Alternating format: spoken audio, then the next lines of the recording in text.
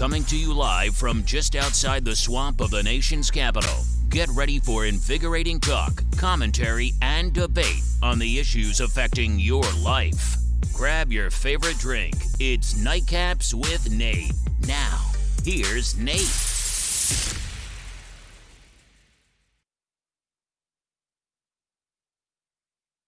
Hey everybody, it's Nathan with Nightcaps and Nate. It is a special edition. We are starting at 8 o'clock tonight, and we are seeing me and Jasper right now. Jasper, and coming on in a few minutes is Kareem Jackson. Kareem is actually he was actually out peacefully protesting in the Tampa area, I believe, today. And so he is on his way back, and he's going to give us an update how that went. What you're also seeing live on your screen is in Van Nuys, downtown LA, Westwood. These are protesters. And let me move the thing here into where we can see, excuse me, my bad, that we can see what it's saying here. But it says looters target stores amid the protests. And so that's what's going on right now. We are going to keep going from different shots to different live shots all night tonight. Hopefully you are having a good thing. Just confirm, my producer, are we live? Are we good? We're showing, okay. Sometimes my mind doesn't show what it should be showing, so I just want to make sure that we are indeed on, because I'm not seeing any sort of comments. If you're joining us for the first time, please make sure that you come to Nightcaps and Nate and like and follow our page, and we will go from there. So, let's see here. So, Jasper, tell me your thoughts, man. How's everything going? I know you're black conservative, but you're still a person of color. This has affected you, your family. You come from all different angles on this thing, and that's what we love having you on the show. Tell us about it. Man, this politics aside, man, as a black man, I'm in turmoil, man. I'm in turmoil because this country, has shown time and time again that no matter how hard, you try to pull yourself up, no matter how hard you try to blend in and better yourself, some people, not all people, but some people in this country, some people in power still look at you as a threat, still look at you as worthless, and still look at you as someone that needs to be eliminated. And unfortunately, as black people, that's our fear. That's how our parents raised us. My mother and father grew up during the civil rights movement, and they've always had a mistrust of white people. They always told me to watch out for white people. And fortunately for me, most of my friends in high school, were mixed. I had black and white friends. I didn't discriminate against anybody, but in the back of my mind, I always had that thought, like, well, what if this person wishes me harm because of my skin color? And I hate having that thought, and I hate having to teach my kids, that everybody won't like you, and the reason that they won't like you is just because of the way you look. And this situation with George Floyd has been especially tough because the main message is the same as Martin Luther King was marching. I am a man. I am a man, but then you have these people hijacking the messages and making it about them and making it about something that it's not about, which is disheartening to its very core. So. It is disheartening to the very core. And I am getting some comments on here. Like I said, if you want to like or comment, if you want to comment, go ahead and go to the actual Nightcaps with Nate page. That's where I am monitoring all the comments. Also, if you would like, you can also call in, but remain on mute. Follow the prompts from the producer's recorded voice at the beginning when you call in, but it's 443-247-5309, 443-247-5309. You can call in and make your voice heard that way, or you can just comment on our page. That's what most people choose to do. If you do call in, make sure you remain on mute. What you're seeing right now are just peaceful protesting. This is the way protesting's supposed to be. Heck, they're so peacefully protesting, they're all staying on the right side of the road and not even crossing or blocking traffic. Look, man, here's where I'm stuck, okay? I know we were founded on protests. Our country was founded on protests. The Tea Party protests. Everything was founded there. But let's see if we can listen into what is being said here real quick. Let me go up here real quick and take this off mute. Give me your verbal acknowledgement that this is a peaceful matter.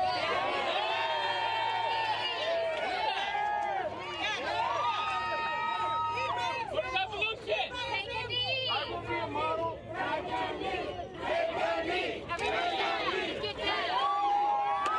You know he's got crickety old knees. He goes out like that. That's exactly what the police. Everybody take a knee. Everyone go. Let's go. Take a knee. All right, what we're watching right now is the Los Angeles Police Department, some sort of official, it looks like a bike unit maybe, asking the people if they are intending on only peaceful protesting. They said yes. They said take a knee. He took a knee. Everybody's doing good. These are the people. The same honor you came here, I will give you my commitment and honor that you will not see police officers in front of you. Fair enough? See, that's policing right there. He says, if you give us your promise that you're going to be honorable, we're going to be honorable, you will not see us in front of you. It is not only for that extraordinary act he just demonstrated in front of protesters, it is that he is a survivor of COVID-19. He has been featured here on Eyewitness News, donating plasma so that others might also survive the coronavirus. And that's the thing. If you ever were in the military, NCOs are the leaders of soldiers and so are officers. But one thing we always do is we put the soldiers' needs above our own. And if you just talk to people, sometimes people will actually listen. All right? Some people are saying, what's that phone number again? Phone number to call in. In fact, I will display it in a second here. I am self-producing this whole entire thing. Well, I do have one producer in the background doing the social media, but this is all going live. So 443-247-5309, 443-247-5309. Make sure you stay on hold until I call you off of hold, please. Yeah, just listen to the recorded message at the beginning there. What you're seeing is exactly what policing should be like. It is a conversation with the people. Everybody knows that the cops have the right to put you in cuff and take you to jail, but just because they have the right to do that doesn't mean they always have to do that. Yeah. You know what I mean? And when he comes out and he says, hey, and I do this with my kids sometimes, and people are like kids, okay? Sometimes, just sometimes, I'll say, hey, you know what? I know you don't want to do your homework, but you do your homework, and tomorrow we'll get yogurt, frozen yogurt, okay? I mean, that's just an example, okay? I don't have to give them frozen yogurt. They're going to do what I tell them to do. Sometimes it's just better just to talk to people with respect, okay? So, Richard Kerr says still light out. Hope I'm wrong. Yeah, that's in LA. Allie said, I'll send photo and message. I fully support peaceful protesting. Looting is absolutely unnecessary. It isn't doing any good. I just want to show you an example of ignorance of our own legal attorneys. It's the criminal defense attorney in Raleigh, North Carolina. Unnecessary to speak to someone this way on social media. We'll actually take a look at that in a minute. Alan, it's not dark yet. Protesters now. Nighttime comes rioters. Unfortunately, that's true.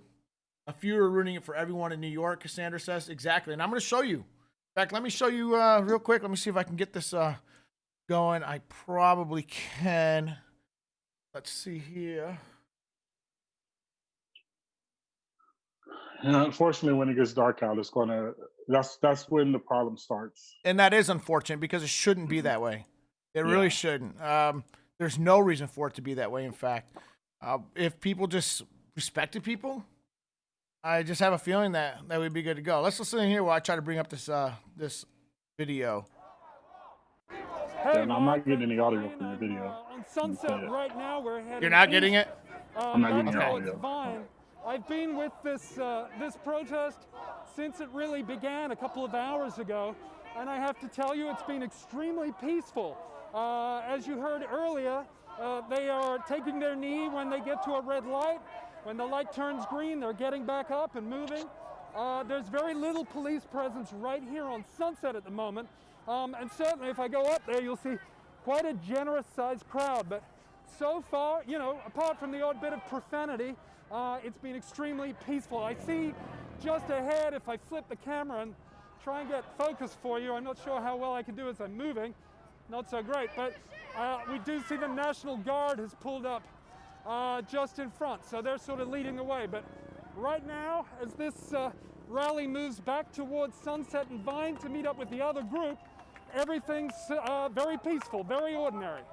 Yeah, Carl, you know that in other crowds and in other locations, obviously, we've seen people trying to agitate, trying to either pick fights with people, trying to cause trouble, trying to branch off and break windows. Have you seen any of that in the crowd of people that you're with?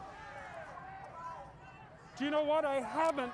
There was a minor scuffle earlier. We've got a car here stuck in the I'm sorry about the focus there, guys, as we move through, but no, as I said, there was a slight scuffle earlier back up at Hollywood and Highland. There was a gentleman trying to get through the police barricade to his home.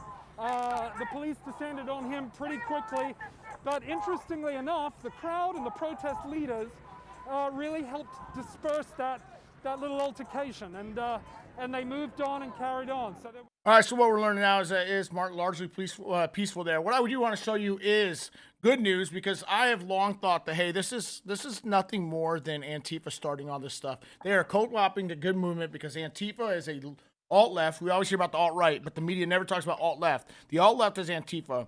They say that they're for equal rights and all that, but they are brutal. They are terrorists. They believe in all violence, no talk. You know, it's not the way that Martin Luther King and everybody else did it. And they're mostly white. They're basically a bunch of social justice warriors that are mostly white trying to co-opt good movements. Let me see if I can play this for you guys. And there was arrest warrant issued for Brian Bartels. Police say he started Saturday's riots in Pittsburgh by doing this cowardly act right here. And I know you can't see it, Jasper. Apologies. All right. Just him busting out a car window, a cop car, pleading with him, hey, don't do that.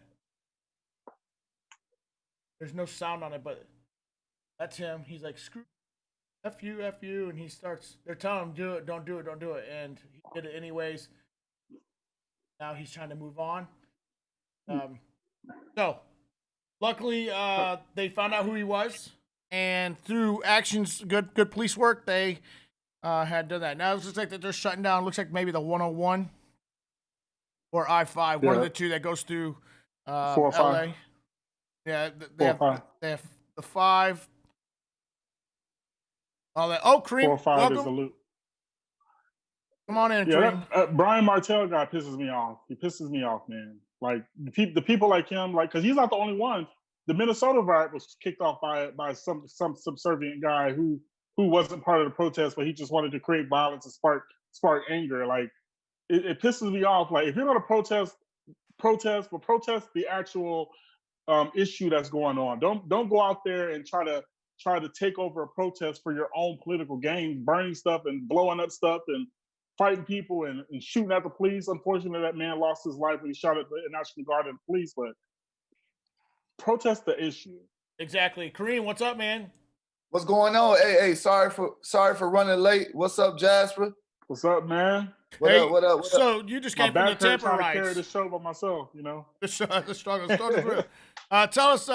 I am going to transition to a different screen here. You're going to see a thing. And it's just it's a drawing that somebody made, and it says it stops with the cops. Good cops don't let bad cops kill defenseless citizens. I'm going to let that sit on the screen for a second as I try to transition to a different city and see if we can get more things. But Kareem, go ahead and tell us what you witnessed today. Were you out in Tampa?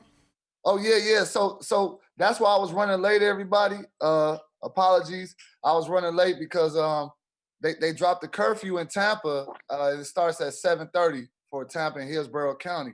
So I had my aunt. I had to take her to do some medical appointments. And the crazy part about it, I was trying to get her to get something to eat before I dropped her off because she's one of those old-fashioned ladies that, you know, after 6 o'clock, if she ain't cooked no dinner, we're going to do some fast food. So all the restaurants sent all their employees home. I'm talking about McDonald's, the grocery stores. But could you blame them? Man. No, I don't blame them. Everything is shut down. These kids are like, you know, most of these kids work at these establishments. So I stopped at the Wendy's and I was like, hey, why y'all shutting down? Y'all essential. Ain't nobody gonna mess with y'all. And the young man told me, hey man, I'm not finna get shot by no rubber bullets and tear gas. The parking lot, and I live in a pretty nice neighborhood, you know. And the crazy part about all this, and this leads me into something else. I'm sorry to be long-winded. I just wanted to, you know, for our viewers, let them know. Oh no. That's why we're here, man. See, I'm the reporter. I'm the news anchor here, okay? Nightcaps and Nate. You guys are my brothers from different mothers telling us, hey, tell us how you really feel, you know? We're going to talk about Antifa tonight. We're going to talk about this. We're talking about peaceful versus rioting. We're going to talk about a whole bunch of stuff. By the way, if you're just joining us, this is Nightcaps and Nate. This is a nightly show that usually comes on at 9, but we are doing a special edition from 8 until whenever. Heck, the other night, first night, on Thursday night, Kareem and I were on till midnight. If you want to comment, go ahead, come to the Nightcaps and Nate page. Make sure that you like and follow us. But let me read some comments here. Andrew Scott Sterling, discretion. Kathleen, Clay, okay. Politeness and respect goes a long way. I'm all about the right to peaceful assembly and petition the government for redress of grievances, but not looting and rioting. I think most people are tired of it. And I know a lot of people say, hey, they don't hear us when we're quiet. You know what? I saw a meme today, a post today, and it actually gave me second thoughts. I'm not one of those entrenched people that will never change their mind. I have buddies that will never change their mind on the left. No matter what I tell them, no matter if we can try to come to a middle ground, they never come to the middle ground. They are just so entrenched, right? And if Bernie says to do it, they do it. And what you're hearing also maybe a little bit in the background is this protest here in New York City. But it said, hey, for 4 years, Colin Kaepernick was trying to tell us something, and we said no. Now, I don't think it was the right venue because NFL is a private organization, but you know what? He did do something, and it was peaceful. Yeah. And maybe if we would have all just joined hands at that time and said, hey, you know what? Let's look past just the politics of it. Let's all just agree. I think a lot of us, I don't think this would have been avoided because bad things are just going to happen sometimes. If it wasn't Mr. Floyd, somebody else eventually was going to get killed by a cop. And, but maybe we need to just start listening to each other. Turn away the politics. Amber, I can't see you. Can you move it down? You're covered up by the live button. Yeah, it's that live button, huh? Yeah. You gotta move it probably gotta move us to the right. But while you adjusting that, hey, we got so much to cover tonight, but this thing was gonna blow up because and tonight I'm not on here as a conservative, a Democrat. This is just a Black American perspective of what's going on in our country right now. Just for tonight, I'm gonna take the night off. I'm gonna take my protest hat off, and I'm just gonna give you straight from just a father. And check this out, Nate. I'm sitting at the Burger King in my neighborhood. Like I said, I live in a nice, gorgeous, beautiful neighborhood. You know, I work hard to live like this. It's mixed, diverse, however you want to call it. And I'm sitting in drive-thru with my daughter because I took my daughter by the protest. We didn't protest, but I took her by the outskirts and let her witness what's going on, so she get a feel of it. You know, the peaceful aspect of it. Huh? Can you hear me? Yeah, I hear you fine. Yep, I was talking to my producer in the background. So she could get an idea of what it's like. And then as soon as we left, my wife said, "Let's get out of here." We got out of there a couple of hours later. They tore everything up. This is here in Tampa. They tore them all up. Cool. So my daughter, she's a young Black African American woman, so she's feeling like, Dad, yeah, I'm with the cause. I'm for it, and I let her express her opinions because we have to communicate. And I'm being real with the people tonight. So I took her to the Burger King. We stopped at the Target. We went and grabbed some things. We went to the Winn-Dixie. We went and grabbed some things. We stopped at the Burger King. We sit in the drive-thru at the Burger King. So I asked my daughter, I said, "Hey, young lady, you see this street right here? What if them protesters decide to come up this street and tear up everything that's convenient to us? How would you feel about that? If you lose your conveniences and we couldn't shop at this Target and we had to go miles away." And she looked at it in a different perspective, but she's still,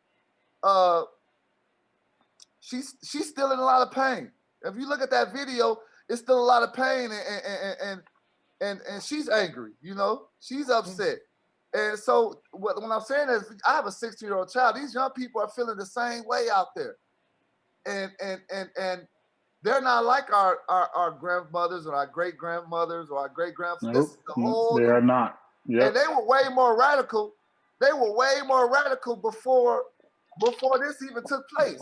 Because even as an adult, I listen to rap music, hip hop. Some of the stuff they be rapping about, I'll be like, oh man, these young boys out here crazy, man. They were way more radical than us then, So I am not surprised by the way they behaving. Do I condone it? No.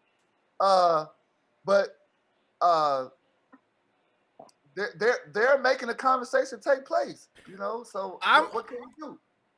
Here's where I'm at. Okay, this is, and before you got on, we showed you a good example live of the LA police doing the right thing and talking to the people instead of fighting the people. And of all the cities, I grew up in Flint, Michigan. Flint, Michigan is like Gary, Indiana. It is a little dangerous hellhole. Okay? Shout out to GI. I got a lot of people in GI. Shout out to GI. And this sheriff actually did the right thing. All right, and I'm going to play you a video of it. And this has made the news.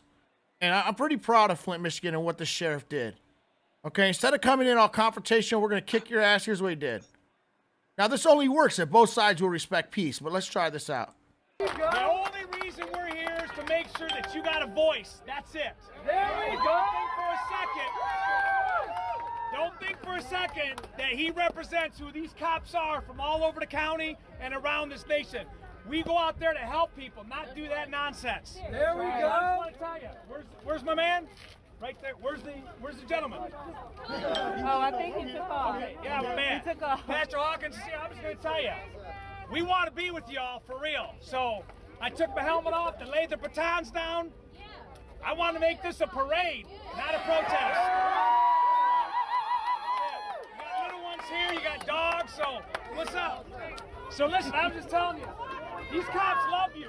That cop over there hugs people, so you tell us what you need to do. Walk with us. Walk with us. Walk with us. So they're saying, walk with us, walk with us, walk with us. Let me mute this other thing here.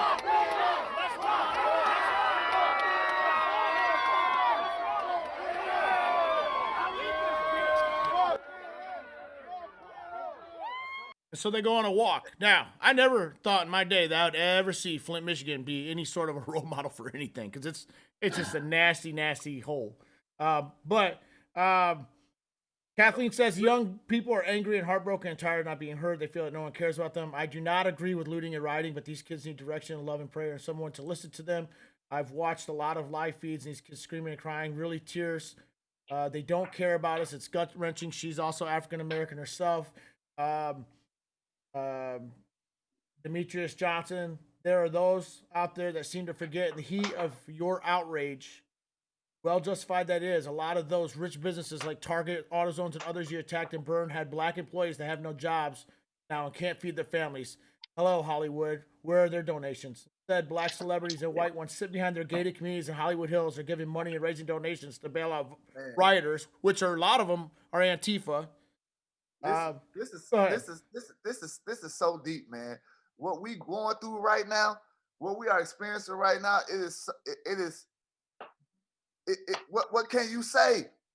You know, what I mean, okay, as black men, we could play two sides of this. We could say, hey, this was a long time coming. No, it is. Yeah. Or and then we could say, okay, well, we don't need to tear up these communities that we live in. But it's really tough. Personally, me, from a 40-year-old man that served this country,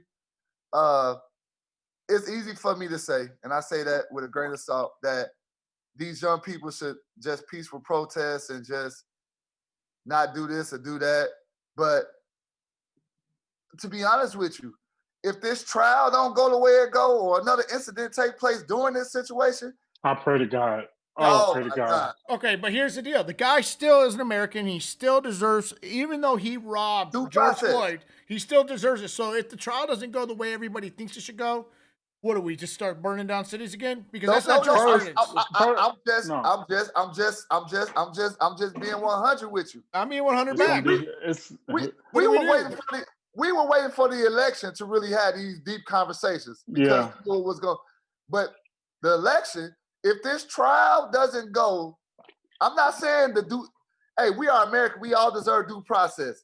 And that's what that's what people are protesting for, because that man that had his knee on his neck on that curve didn't get that opportunity to deserve the due process. All right, let me play a video here for everybody. What you're seeing live real quick is Washington, D.C. They are enforcing a 7 p.m. curfew. Looks like nothing crazy going on, thank God. President Trump did come out and say, hey, cities, governors, get it under control. We're all about peaceful protesting. That is what we're founded on, but get the rioting under control. And he recognized it for what I think it is. I think it's Antifa and some anarchists behind this that are just trying to cause problems. Because let me show you another thing. Okay? Why is it that all of a sudden, everywhere you look, pallets of bricks are showing up? I got it on screen. I know you can't see it, but pallets of bricks randomly appear during protests in New York City, Kansas City, Dallas, and North Carolina, sparking theories they were planted by cops. No, they weren't. Or extremists to stoke violence. Believe me, I got cops on our show. Gabriel is a cop. The last thing he wants to do is spend all his time off fighting riots right now. He would rather be at home chilling and doing his regular job. In fact, he is commenting the protest down here started peaceful, but we had instigators largely from out of town that ruined the message and dishonored Floyd by turning it violent. I'm right with him. The message is true and just. Catherine, I agree with you. Kareem, this is hard. This is a bad one. How do we even begin to heal from this? And where do you and Jasper think that we start? I'm at a loss. Okay, let's answer that, Jasper. You go. Start at the top. You start at the top. There's got to be accountability at the top. There's got to be accountability at the hiring process for these officers and these DAs and these judges who get to build their careers on the backs of innocent Black people. I'm not saying every Black person arrested is innocent. I'm saying that there are innocent people who are arrested based on the way they look and based because they fit a certain profile and based because they look like the right guy. You go all the way back to the 5 Black kids. They just had a When They See Us, that documentary When They See Us back in New York, because they looked like, they would do something like that, and they built this case because they looked like they were guilty. We got to start at the top. Accountability has to start at the top. Change has to start at the top, because without it starting at the top, water doesn't flow upwards. Water flows downwards. And to clean a system, you got to start from top to bottom to clean something. You need to start at the top, start with legislating different laws, start with hiring different people, changing practices, changing discipline in the police force, teaching different tactics and de-escalation. It has to start at the top. All right, so if you're just joining us, this is Nightcaps and Nate. Normally, the show starts on Monday through Thursday, minimum 9 p.m. These are my actual guest hosts. Monday night, typically Jasper would be the only one on with me. Thursday night, Kareem Jackson. It doesn't matter their politics tonight, but they are Black and conservative or libertarian/Republican. But it doesn't matter, because we're all one people right now. We're all burning with anger with the George Floyd situation, but we're also equally burning, at least I'm burning with worry that we are heading towards a civil war, where it's now. Yes, we are. And Antifa knows that, and that is why they're doing this. And it's going to come down to right versus wrong, but then there will be different shades of right versus wrong. Because in every movement, there's more. It looks like somebody here in Washington, D.C. is being arrested. We'll keep an eye on what's going on there. Also following Nate. New York City. Go ahead. I truly, your concerns is my concerns. As I'm driving home today and I'm talking to my aunt, she's 65 years old, and we were talking about the Martin Luther King riots in Chicago after he passed away, and they burnt out Chicago, still haven't built it up. And she remembered when the National Guard came in and cleaned up everything, and we were good to go. But these young people don't even care about the National Guard. And the sad part about it is they don't fear gas or rubber bullets. So if you use lethal force, the first time lethal force takes place, that's going to ignite a civil war. Well, it's already taken place. There was somebody shot at Louisville Police and National Guard, and they returned fire and killed the guy. They're not making big news about it, but the guy aggressive. Look, if you come to a gun battle with a gun, they're not going to fight you with rubber bullets. They're going to shoot you back because they have to preserve life. They're sworn to preserve life. But that, even if that did make news, that's a different scenario, because you're thinking about a protester bringing lethal force to the fight. You know what I'm saying? So they just doing what they're supposed to do. It's different if they use lethal force just in substitute lethal force with rubber bullets. You know, from the rubber bullets, we use lethal force. Because did you hear about the Dallas police officer that got killed? I did. And then there's also that Federal Protective Service officer that killed, skull crash. We can't take that in America. We can protest. I'd say, you know what?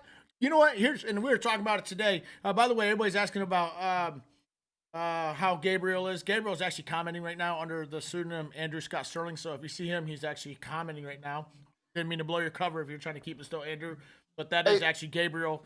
He is a cop in a big city. Another thing too, Nate, we have to say this, man. Hey, there is a such thing as good law enforcement out there. Of course. I could say I've been a Black man in this country driving, and I done had more good encounters with law enforcement than bad encounters. And to be honest with you, 9 out of 10 times when I had an encounter with a law enforcement and I received a citation or a ticket or some type of legal ramification, is because I was doing something I didn't have no business doing. And I went through the due process.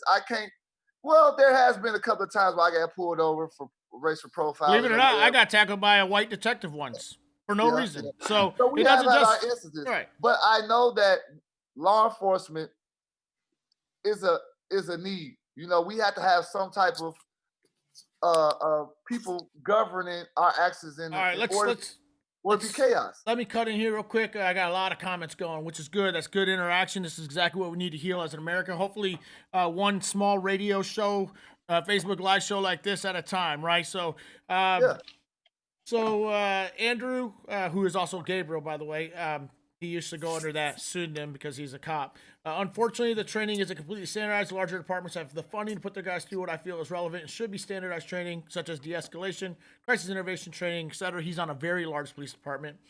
Mike Desmond says corrective action can happen both downwards and upwards at the same time. How many officers stood by and didn't act when Floyd was on the ground? Top down, while a needed step won't do it by itself. Most impactful change happens at the point of contact. And if good officers insist on a culture of honor, that's where I put up again this little meme here, because it's probably the most powerful meme I've seen here, and I know you guys can't see it, but it says it stops with cops. Good cops don't let bad cops kill defenseless citizens. And it shows a picture of a cop grabbing a baton from behind, grabbing another cop's baton before he can swing it down on somebody. Looks like some more protesters are going to jail in Metropolitan DC. Remember, there is a 7 o'clock curfew. Gordy says 3 policemen killed a man, 1 on the throat, 2 knees on the back, deadly, and they knew it. First-degree murder. Andrew says we have standardized training across the nation when it comes to DWIs and felony stops, but why not de-escalation or crisis intervention? Exactly. Today, I posted on my Facebook again. This time, a big black cop has a young black man, probably 12 or 13, who looks at me by the throat, and he starts saying, see, I'm not on his throat. But what people don't realize, cops are not physicians. They don't realize that you have these arteries here, right? George Floyd did not die because of his throat. George Floyd died because you blocked blood with oxygen going to his brain and basically caused a stroke. All right. Nate, I love you, but I love the but. No, it ain't no but. It ain't gonna change how I feel about you no matter where this country go, because I have built relationships with people from all different walks of life. I'm gonna stop talking racist, just different from walks of life. Give me the but. I want to hear that. I'm anxiously waiting, because what I'm saying is, we have to be careful about how we articulate what took place, and it doesn't matter. It still killed a guy because he had his knee on a neck, which was not authorized. Knees on necks for 8 minutes is never a good idea. That's your whole blood and oxygen supply and alcohol supply, since go that route, to the brain. Honestly, these young people, not I can say young people, just people that's out here protesting right now, they have discovered something about how the law enforcement or the powers to be or whatever react to them. And there's no fear there. So I don't see this thing de-escalating. And even if it calms down, all it takes is another Facebook Live video of something that's perceived to be inappropriate, and we're back right at it. Allie says this is where parenting comes into play. The young ones are out there just staring. Her name's Allie. Man, they not listening to their parents. Allie Martinez Diaz. Well, a lot of them don't have 2 parents in the home that need to be whooping that ass. But this is the same issue in the Hispanic community. The younger ones think they are too privileged, so they have a right to act this way. The cops need to have a better training and not use unnecessary force. But at the same time, you never know when someone is going to start acting crazy. No difference than me bartending and having to worry that someone is going to do something crazy to me when I cut them off. Alcohol. She's saying, hey, it comes down to parenting. Russell says, why was Officer Chauvin on the guy's neck for so long? The cruiser door was like a foot away from him. There's something fishy about the whole situation. Andrew, the cop, also, we need to oust the rotten apples when we see them. It's like a cancer. If they're not identified and ousted early, they spread, and others think that's right. That is very true. We saw that in military recruiting. Demetrius Johnson says, fire everyone. This cop has a documented record of complaints against him, and it's all well-known fact that all cops consider themselves some kind of sacred brotherhood. So at the same level, yeah, I've always said that, man. All police-involved shootings should not be handled by internal affairs, period. I know in big departments, they may say, oh, well, yeah, nobody likes internal affairs, so they'll be fair and impartial. No, somebody outside the agency has to investigate. So let's say it happened in Flint, Michigan. The Genesee County Sheriff's Department takes it. If it happens because of the Genesee County Sheriff's Department, then the Michigan State Police takes it and investigates. All deaths have to be investigated by an impartial third party. No That's more a of this great point. bullshit. Hey, Detroit cop shields. Hey, just take it over to Internal Affairs. They want to look into it. That's Yeah, a right. great point. That's a great point because it's just like the Army or our command. If you get an investigation, they bring an outside entity. Yeah. A A 15-6 investigation, right? Nate, I really don't know because no one is listening. No one is listening to reason right now. We have outside forces that are adding fuel to the fire with their tactics, putting bricks out there and supplying people and having people go out there. What we're seeing, hold on, let me jump in real quick. What we see right here is Empire State Building goes dark for George Floyd tonight. That's kind of a cool thing that they're doing in New York City. By the way, the mayor's daughter was arrested. I don't know how, and he says he's very proud of her, but here's what's hypocritical about that. The mayor of de Blasio, New York City mayor, puts out a curfew. His daughter violates it. She gets arrested, but he's proud of her. So what he just said is, hey, I know I put this curfew out there. Go ahead and get arrested and just flood the police department anyways, and I'll be proud of you just like I was with my daughter. What a dumb message. Hey, Nate, did you answer that question? What do you think we could do to get this country in some civil place? Because I can't say back to where it used to be, but in a civil place. Well, you can't. I don't know because it's a rock and a hard place. We're gonna have to crack down on lawlessness.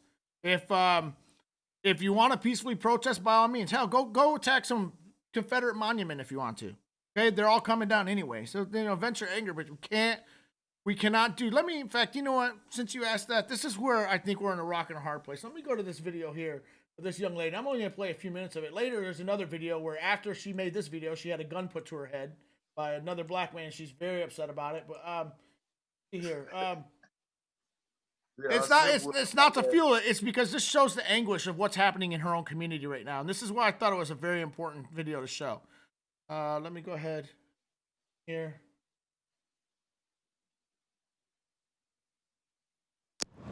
Look at this. You can only hear it, guys, but they can see it. Every grocery store looks like this. Every grocery store looks like this. Everything is either on the floor. Look at this. Can't even get no fucking food for my kids, G. Look at this. Came in the store to try to buy something because I'm not a thief. Look at this.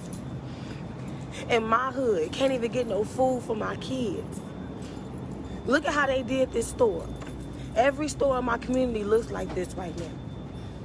Every store in my community looks like this right now. I feel like a fucking rat in a sewer, G. I feel like a fucking rat in the sewer.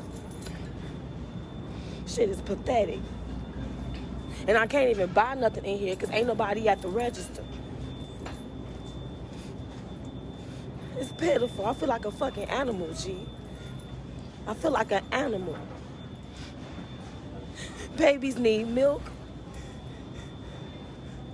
Can't even get nothing for my kids, bro.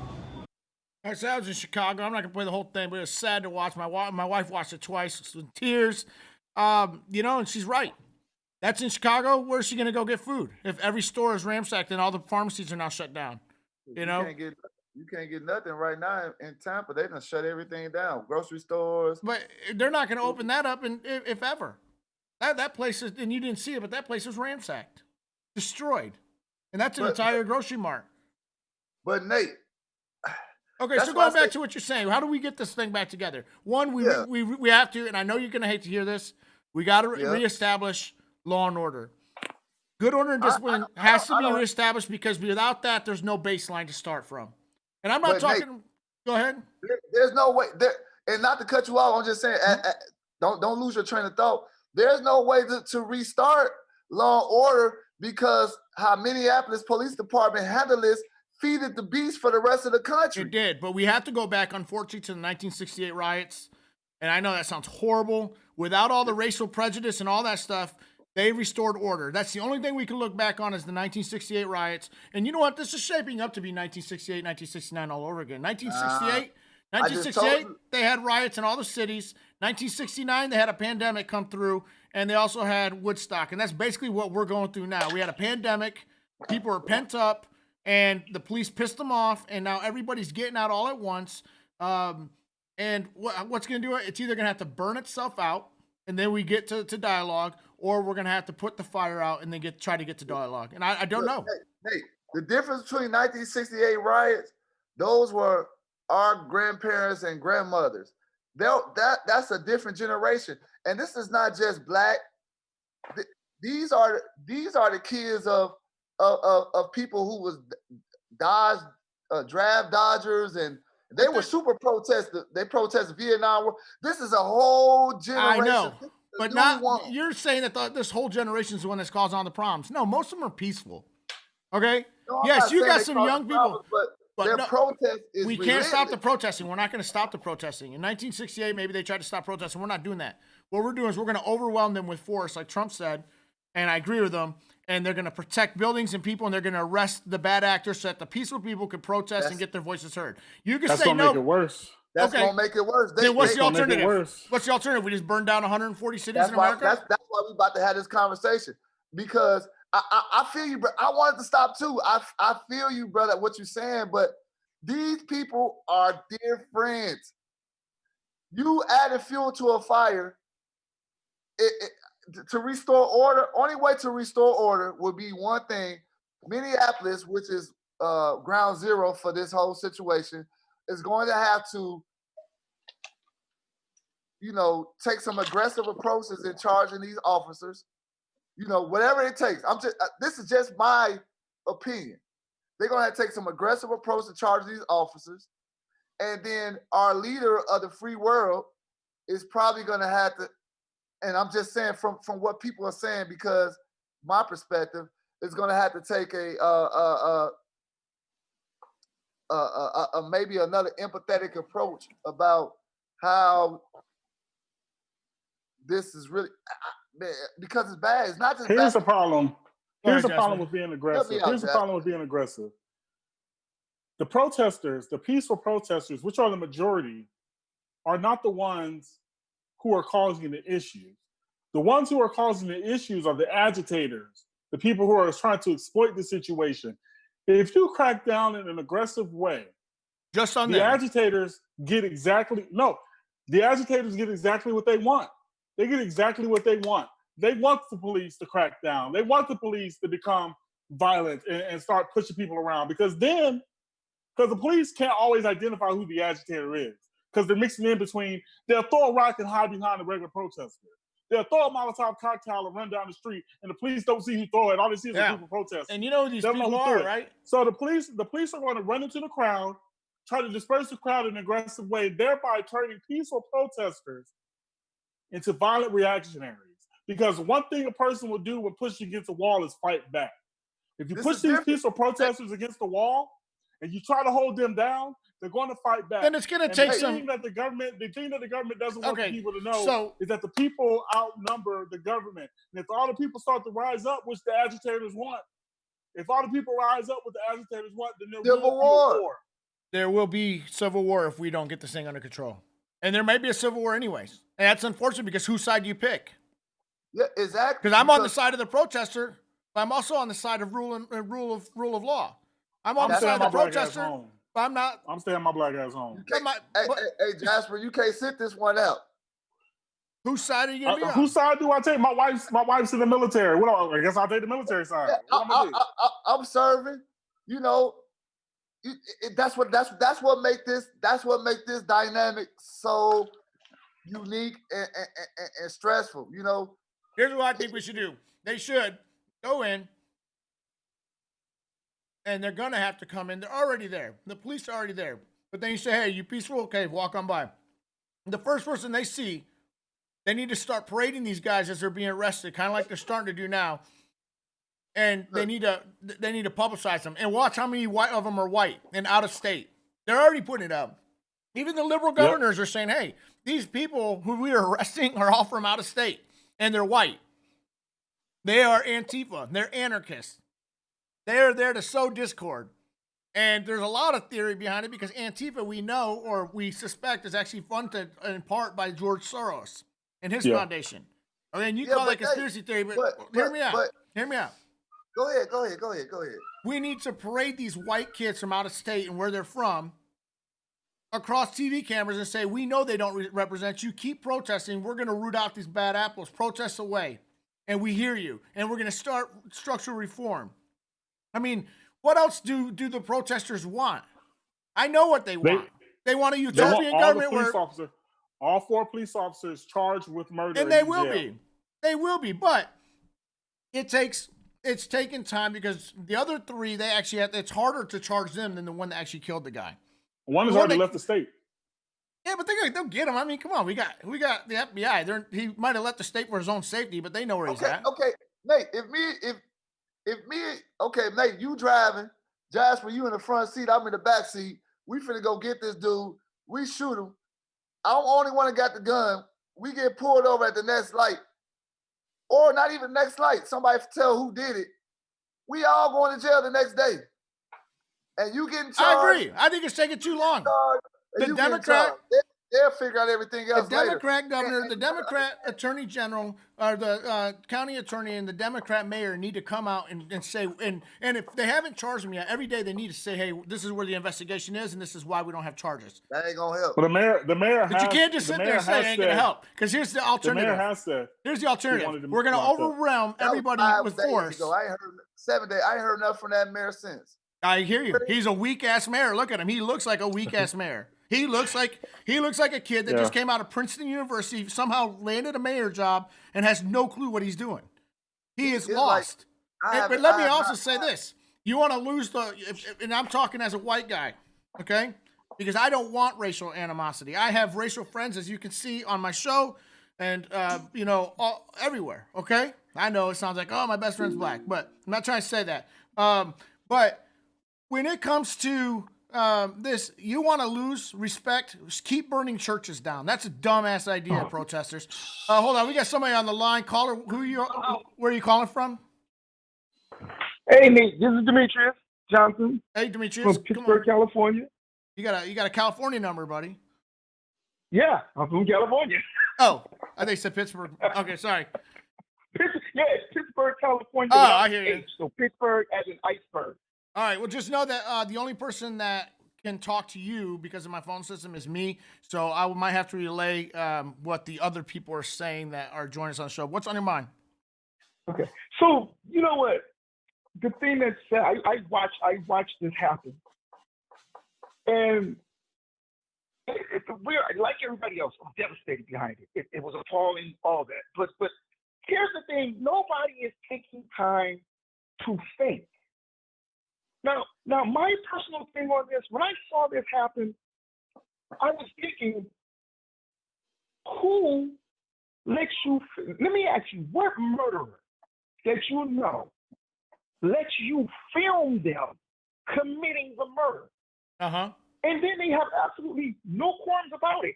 You saw how calm he was looking.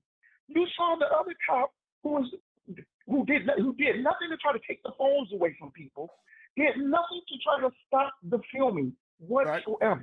Yeah, because I don't think he thought he was murdering him. I think he was just trying to be a Billy Badass, and it caused murder. It's like, okay, so one time in high school in Flint, Michigan, it was at Flint Northern, a dude punched a dude. He was just trying to fight. The dude fell back because he got hit so hard and hit his head on the cement and died. Well, he got charged with second-degree murder, which is basically the third-degree murder what this guy did. Why? Because his negligence caused that guy's murder, his aggressiveness. He didn't go into that fight thinking, hey, I'm going to kill him. Otherwise, he could have just pulled out a gun or something, stabbed or shot him. I don't think this cop knew that he was actually killing this guy. He was just being an asshole and killed the guy. Go ahead. Right. But when you got somebody that's telling you, I mean, literally telling you, I cannot breathe. Right. And knows him. Calls out for his mama. And the EMT, so somebody told me, my friend told me that it was the EMT's job to stand. They actually can't do anything when something like that is happening. Because one of the things I noticed is that the EMTs kept coming over and they check his pulse and walk away. I didn't see that. Pulse, walk away. I saw it. Finally, after he was completely gone out, then they moved in, picked him up, and tossed him in there. Hold on, one of my co-hosts wants to ask a question. Can you ask the caller, because I think we should head this direction on the show. Just between. Can you ask the caller what do you think it would take? Because it sounds like he's on the side. He's saying, what do you think it would take to stop this protesting and rioting? Stop the protesting and rioting. What do you think it's going to take?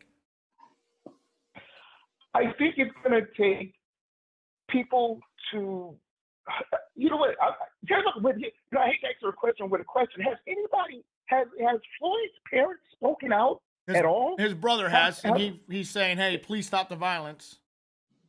Okay. Right. Okay. Because I think it's really going to take, I think it's going to take everybody. It's going to take people with power, all these celebrities, whatever. Instead of paying to bail nutcases out, everybody needs to jump on a platform, jump on a microphone, and tell these people to stop. Yeah, it's going to take, exactly. And give justice a chance to take its place. You guys talking about you want justice, you will jump ahead of it before it's even been administered yet. Where were you going with your original thing before he asked you the question? You were saying, okay, so they were calm about it. What were you trying to say there? I'm not trying to be weird and say, what's your point? But what was the point of what you're saying? I'm My so curious. overall thought behind this whole thing, and a lot of you guys have touched on it, especially when this Antifa came into it. Mm-hmm. Something is going on here. Something is definitely happening. You got bricks falling out of the air. Pallets of bricks that just popping up nowhere. You've got people that are just instigating this whole thing, the media. When Floyd death was died, you heard stations like CNN and everybody just pushing the whole next. I mean, they're just feeding the fire. And like, what's the plan behind it? Right. And it's interesting. And one more thing. If you go back now, we'll work our time clock backwards. You had this incident. You had the incident with the lady in the park in New York. You had the young black man that got shot by the two individuals, here lately. You had the young lady who was killed in her home, which I thought that one was totally an accident. That was a total fluke. That was just something that went awry. But look at the time frame in which these things happen.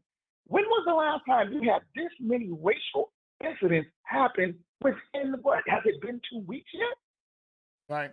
Hey, great points. I'm gonna actually let you listen to the rest of the show offline, but I totally agree with Demetrius. I think that what we got to do, and I was thinking about during this call because I'm thinking the same thing. What do we do? You're right. Going in with overwhelming force may cause a problem, but you know what we can be doing? We have the greatest investigations department in the world. We need to find out where is this organization coming from, where we're getting bricks and stuff, and we need to start charging the hell out of these people. We need to start arresting behind the scenes. It's just like when you fight the mob, you don't fight the mob down at the lowest level. What do? You go and you try to take out the kingpin behind it. And that's basically what you're going to have to do. And no matter what we do, though, not everybody's going to be happy. But what we also got to do at the same time is say, hey, we hear you. Okay? We have been fighting this. Like Biden came out and said, well, when I'm president, if I'm president, I'm going to fix racial injustice. Gosh doggone, Biden, you've been in office for 50 years. What have you done so far? That's what people are tired of hearing. Oh, we're going to. What they need is we are doing this now to fix it, and here's what we got, and here's our 5-point plan or what have you. Let me make 1 point here. Go. Because the question's a fair question, Kareem, when you ask, what do we need to do to stop the rioting, stop the protest, and come to an amicable solution to this? My thing is, what do we want out of this? Because now is our platform. Now is our time as Black Americans. What do we want from these protests? What is our end goal from these protests? And I think the thing that is so evidently clear is that we lack direction, we lack leadership, and we lack focus as a Black community. We need to have directives in telling our leadership, whoever our leaders are, what do we want? What do we want conveyed to the other side, to the ones who's standing on the other side of us, who we see as our opposition? What do we want to convey to them? What do we want to bring to the table to negotiate with them? Where do we want to be as a people? How do we want to advance as a people in equality and fairness and justice? We need to lay those things out as a people. But we need a leader to do it. We need a leader to do it. But in order to convey this message, so so this doesn't keep happening. So we don't have to keep going to the street and yelling aimlessly at the wind. And then a month later, nobody's talking about it. We need something that's going to sustain. But here's my problem. A message for us. We have a country with well over 100,000 cops in it. Well over 100,000. Okay. Now I'll look it up. Hey, can you look up how many police officers in the United States? Really? And so something's gonna happen again. But what we need is something in place because human nature says that there's gonna be some bad actors. If 1% of 1 million is still what? 10,000? Okay? So something's gonna happen again. We know it, but we can't burn down the world every time it does happen. So what we're gonna have to do is find a way that everybody is happy that when something like this happens, it is investigated impartially and real charges. An independent commission brings up real charges against bad actors. Let's read some of these comments real quick. Does anyone think this is staged to cause chaos? Shout out to my sister Patricia Lucas out there, man. Shout out to Patricia Lucas in Chicago, Chi-Town. Amber says, Willie, I've seen a lot of stuff that supports this, and if it's true, that is just as gross as if it isn't. Andrew, every law enforcement officer I've spoken to or know was outraged by this, not only because what he did was wrong, but because trust was lost. For every relationship that was built out of respect and trust, we lost 10 or 15 because of what they did. And I see that a lot. Good cops go out and they build cops in their community. You guys were watching Minneapolis there. I'm going to go back to New York where there's a protest, Chapter 4 over New York City, courtesy of, let me see here, Chopper 4, whoever owns Chopper 4. Thanks. Sports back, open bars, clubs. Yeah. I mean, they're going to have to. But there has to be, my concern is that no matter what we discuss tonight, there's going to be another incident someday down the line. It's unfortunate, but true. It's like saying, hey, there's never going to be another murder. That's wishful thinking. There's going to be murders. We're human population. It's not about the incident. It's about, I guess, how you handle the incident. If you come out and you're transparent about what you're doing immediately, letting the people know what's going on, that's different. Okay, this man was killed. The officer's been suspended and charged with this crime or whatever. You have to be. But there's going to be sometimes where it might look like a murder, but. Real quick, the people that's upset that's dealing with law enforcement, the people that's upset about the law and how the judicial system works are the people that are just basing it off their experiences and other people's experiences. So in their mind, they're like, okay, I just know my homeboy shot this dude last week and they picked him up the next day. So why they ain't doing this? Why they do the same thing? Right. There has to be swift justice. They're not understanding the legal system from the fact that, okay, these are police officers. Police officers have unions. They have not just that. They also have a thing called qualified immunity, which we have to look at maybe getting rid of. But what that says is that because we count on them to run towards situations, we have to give them a little more leeway. That not everything can be armchair quarterback. There are 800,000 cops. There's 800,000 cops in the United States. Thank you, Andrew and Whitley, for looking that up. 43,000 in New York City alone. Kathleen says, I've lost faith that the government, those sitting in their seats for 40 plus years, that'd be Pelosi, even McConnell, both right and left can fix this. Do they even actually give a shit? They've had all these years to fix it. Every year they want to talk about race relations, especially in election years, and how they will help to fix it, and then they just don't. Like I said, especially Democrats, they find Jesus every 4 years. The most atheist party finds Jesus every 4 years, goes to all the black churches, gets their vote, and then does jack crap for him, Andrew, thanks for sharing, Jasper. These are very well articulated points. You got a good point there. My thing is, yes, Kareem, you just nailed on the head. The first thing that's easy to fix is we need swift justice. This idea that we have 3 other cops sitting out there right now, not charged, either charge them or say, hey, this is why we're not charging them. And then let the pieces fly. Believe me, everybody, if there's a law to charge them with right now, wants to charge them. And part of it is because it's gotten so crazy. So that did work.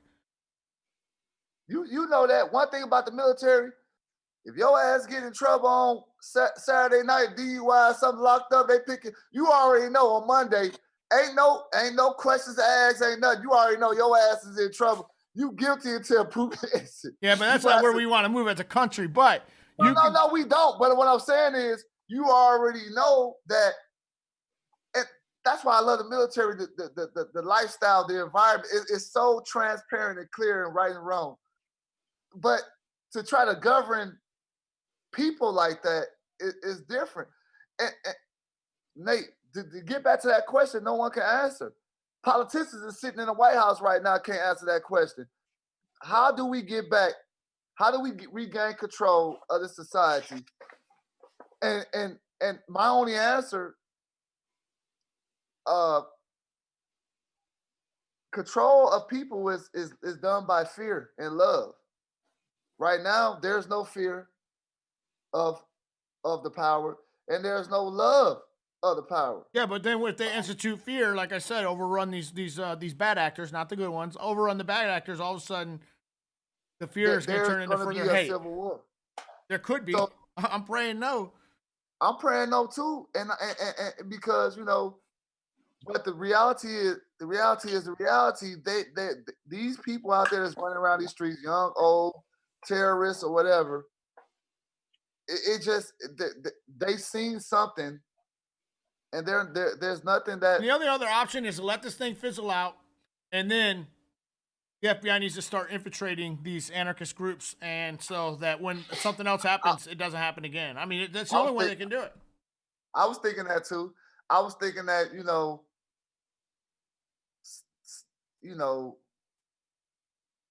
stand back and that was an approach, like stand back and allow just go ahead. Hey, if y'all want to tear this shit up and y'all want to just do this, step back and just go ahead and handle your business. All right, so we know that people are behind this crap.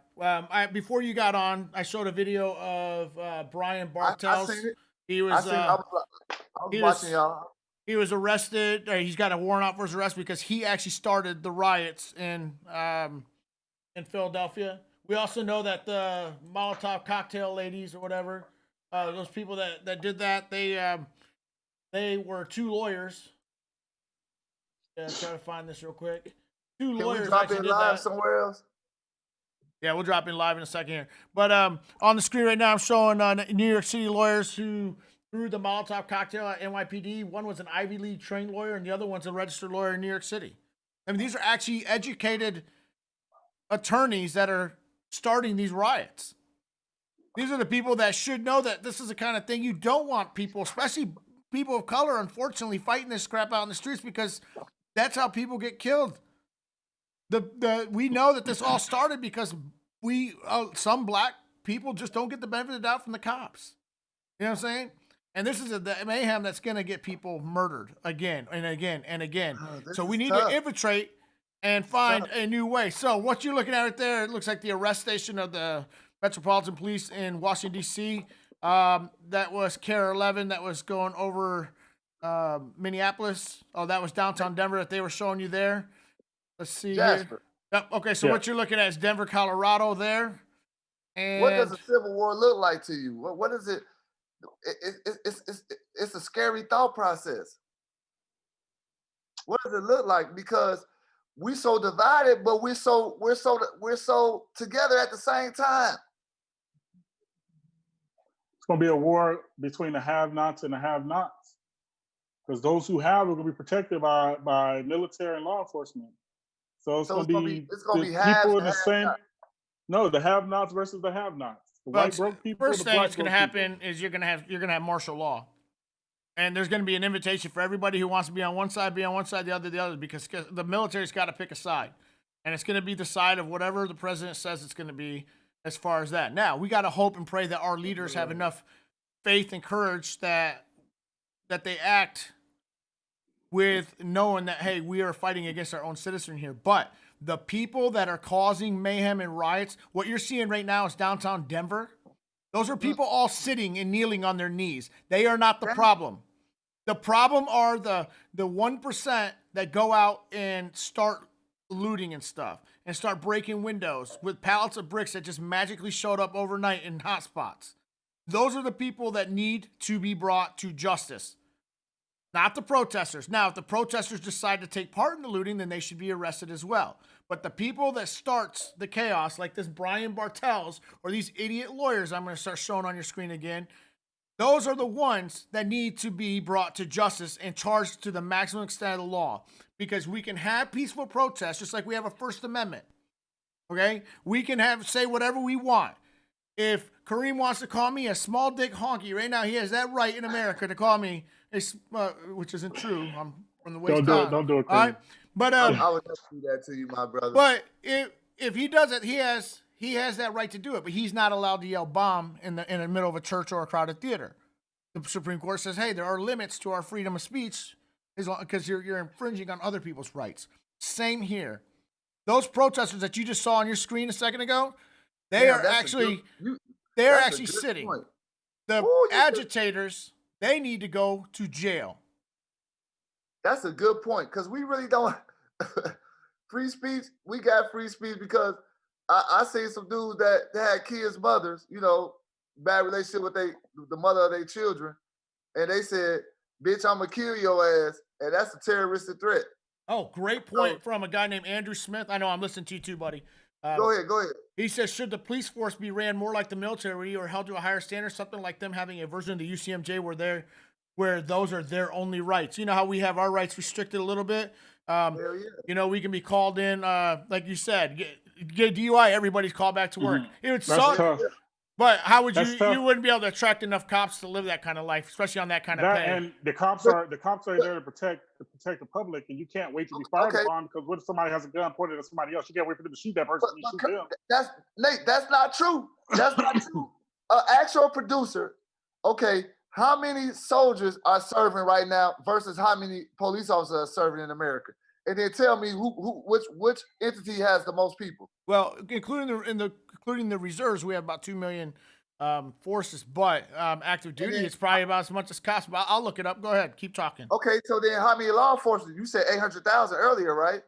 Yep.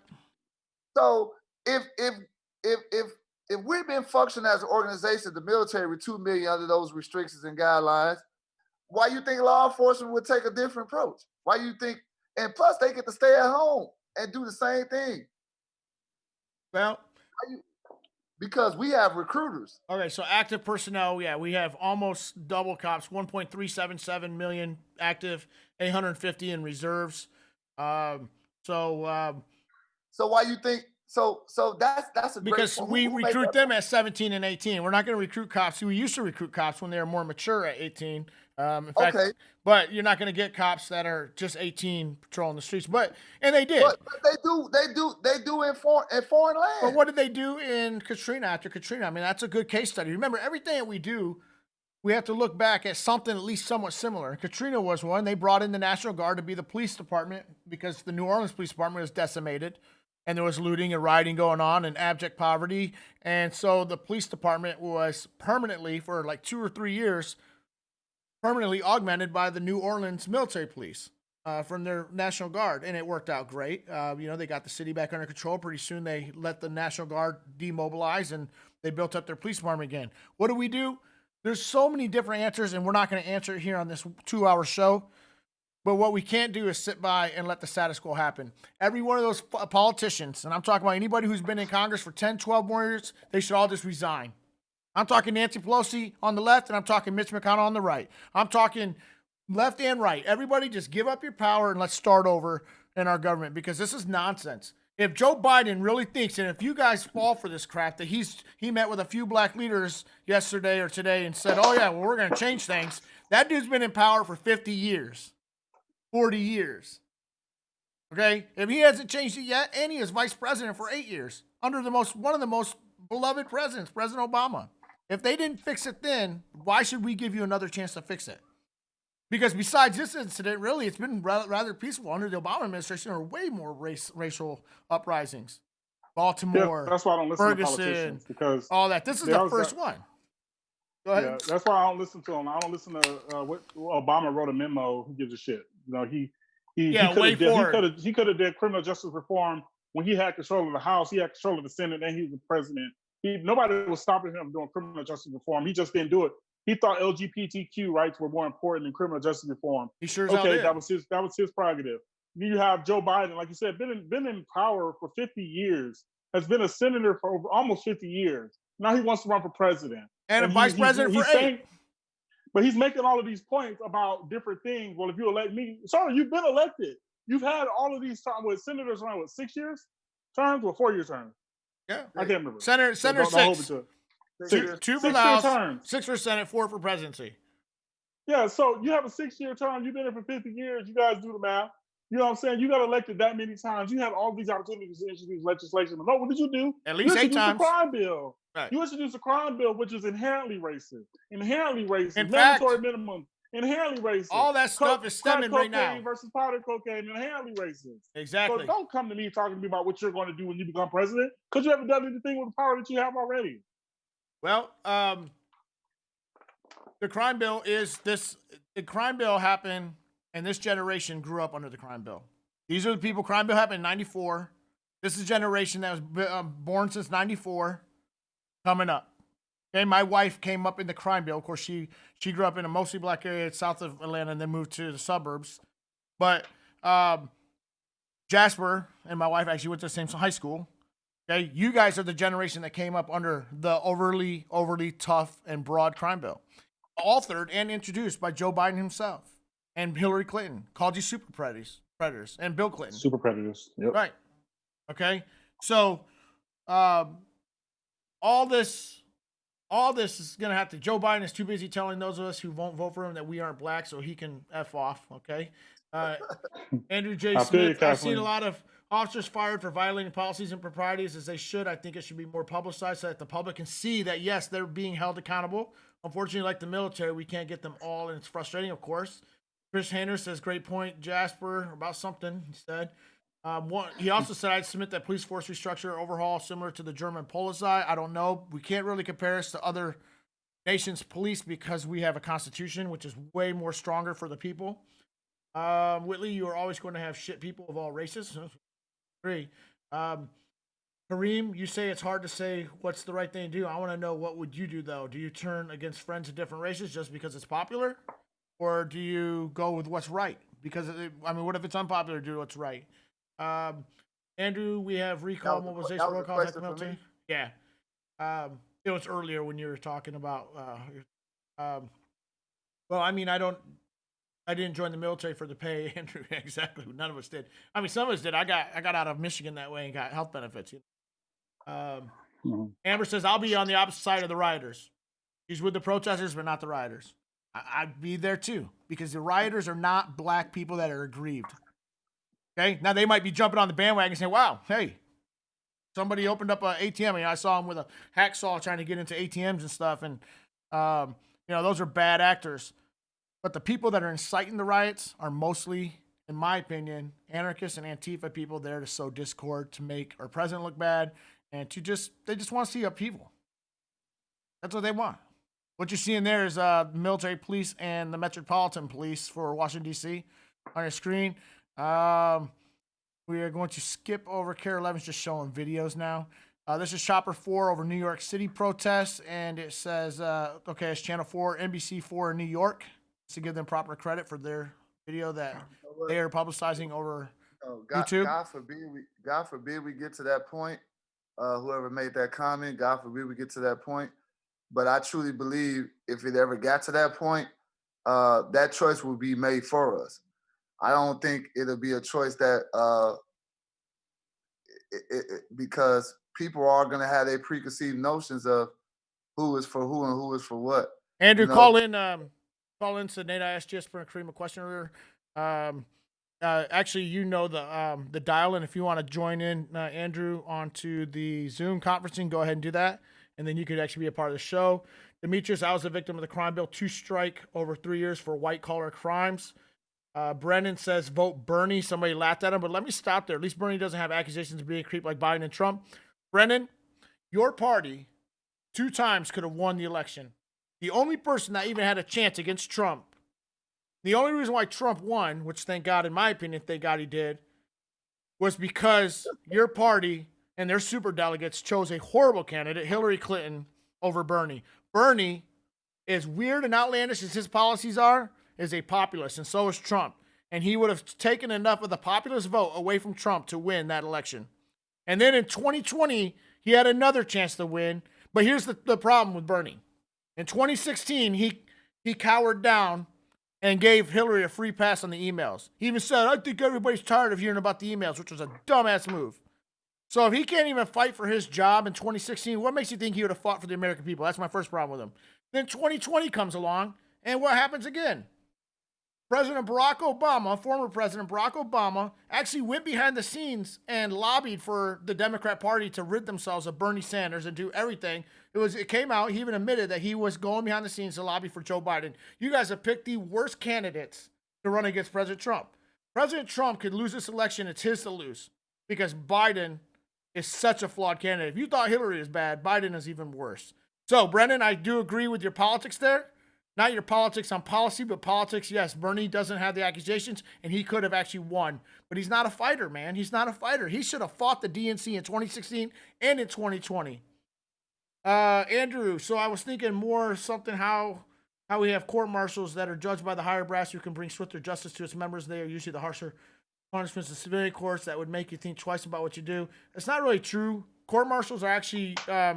They are convened by higher brass, but a military judge, an actual attorney that is appointed as a federal judge, is overseeing the case. A military attorney. You do one other thing too is that everybody in the military has the right to free counsel on top of paid counsel if they want it. Whereas in the civilian world, only the poor get the free counsel, and it's usually substandard counsel. I think there's a lot that we can learn off our judicial system, but you actually have, in many respects, more rights in the judicial system of the UCMJ than you do on the other. Oh, yeah. Except for the juries don't have to be unanimous. They have to be 2/3 or 3/4. I think only for capital crimes do they have to be unanimous now. And but they're usually softer punishments too. I've seen so many people get soft ass punishments in the military court system. Yeah, but the thing is, it works though. And I say it works because I lived in that environment for so many years, and it works because it's swift. It's swift and it works. And imagine if you're overseas somewhere and we go back, okay, we got 17, 18-year-olds, but we're putting weapons in 18-year-olds and deploying them in combat zones and giving them the responsibility to take orders on the world stage. Exactly. And these are 18-year-olds that aren't even, thanks to our nanny state piece of shit government, they can't even buy a vape now. Yeah, but I'm just saying, but they get a weapon in their hand. They can't even have a vapor pen. On the world stage, these young men and women are making sometimes better choices and better decisions than we see some law enforcement, make out here. So and they imagine get, but they so you also why are we breeding these? I know you're against it a little bit because it sounds like it, and it's very rare that we disagree. But what is so bad about taking a look at the approach of, because they call police officers paramilitary, what's so bad about sending some of our leaders into their organizations and trying to implement some of the things that we do to help us function as I say all options are on the table. And this is something that our political leaders, and that's why I said get rid of the old school. And let's vote in. This is a year right now. We can actually vote out Nancy Pelosi and Mitch McConnell. We could actually vote out Mitch McConnell, who's a Republican. I'm down. Oh, boy. Now, what about some fresh blood? And Ocasio-Cortez. You be cracking me up. But I'm saying, let's get rid of these old politicians and let some young blood down in there that aren't entrenched, and let's get it done. In fact, you know what? Forget voting them out. Why don't we immediately, these protesters need to demand at the state, local, federal government freaking term limits, including on federal judges. They should get 20 years and that's it on the bench. And then let's get somebody new in there. Term limits. Take a constitutional amendment, but let's do it. Term limits. We got a long way, bro. This gonna be a long ride right here. This is gonna be a long summer. I'm hoping not, because guess what? Next week I'm not even doing Nightcaps today. I'm taking a whole week off the madness. So by the way, so you're just not hearing this, next week I will be on vacation. Love y'all to death, but I'm taking a break. And then I'll come back refreshed, and hopefully all this stuff is blown over and we can talk about what we can do now. Okay? I think my co-hosts are even surprised. They look at me like, really? Yeah, because right now we right now on the beach, buddy. CNN don't take no breaks. CNN's got a budget. I don't hire. I see Don Lemon head every night. Yeah, I don't. Hey, Como had coronavirus and he was broadcasting from the basement, baby. Hey, Listen, wait, it's getting okay. I'll make a deal. Promo. I'll keep it going next week, but you're gonna see me in a Speedo, not just a normal Speedo, a Speedo thong. Nah, okay? you take all the time you need, brother. Yeah, go ahead, man. Go ahead. Enjoy your break, man. You and the family, y'all. Chris says vacation. Have Jasper and Kareem sit in while you're gone. I thought about that, but you actually, there's a lot of stuff that goes behind the scenes with a program called OBS and all that I have to do. Like when I'm transitioning all these screens and stuff, that's not done with Zoom. This is all done with, all the different things that is on in the back screen. I literally have a whole studio here with 3-4 monitors, so can't do it. Thought about doing it. We understand. We're Nightcaps with Kareem and Jasper. That's right. And plus, what if you guys liked them more, and then you don't have me back on my own show? Oh man! Hey, I didn't give them my passwords to them. They'll kick me. They'll fire me off my own show. We're gonna change that little bald character you got to a black bald character. Yeah, with a black goatee. Right. It'll be a black Jasper. That's right. All right, I am actually going to take a little break. Kareem and Jasper, you guys take over for now. What you're watching is in Washington, D.C., and I will be back in 5 minutes. 5 minutes, I'll be back. But go ahead, guys. You guys can take over for now. Yeah, and so Jasper, are you on the watch party right now, Jasper? Yeah. You got it, because I don't know if I can see your comments of your guests. You have any comments that you want to read off of your people? From my guests, let me check. Yeah, let's just go. Let's just do some Q&A with your people real quick, and I'll do a couple of with mine.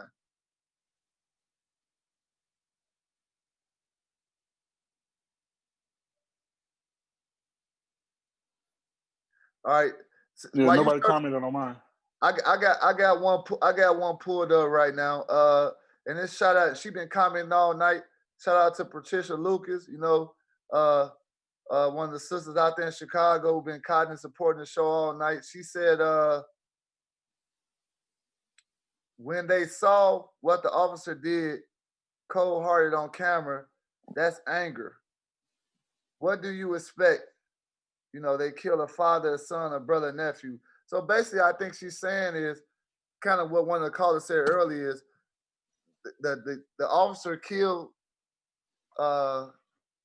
George in cold blood, and he has some type of vicious anger in there. Do you feel that way from watching it? I every time I see the video, I've seen it a few times now, man. The thing that strikes me more than obviously hearing Floyd screaming and pleading is the look on the officer's face, the look of disregard and disgust. And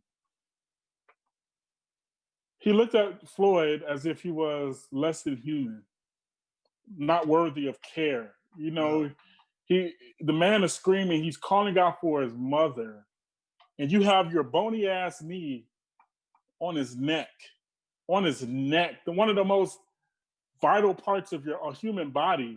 You have your knee grinding into the man's neck. And then the fat ass Asian guy, I'm sorry, not being racist, but the fat ass Asian cop saying, that's why you don't do drugs, kids. Well, the man is dead. He just died. I didn't even hear that in the video. Yes. It's like just the callousness, the way they treated that man. Then you got the cops only saying it for camera because they know they're being videotaped.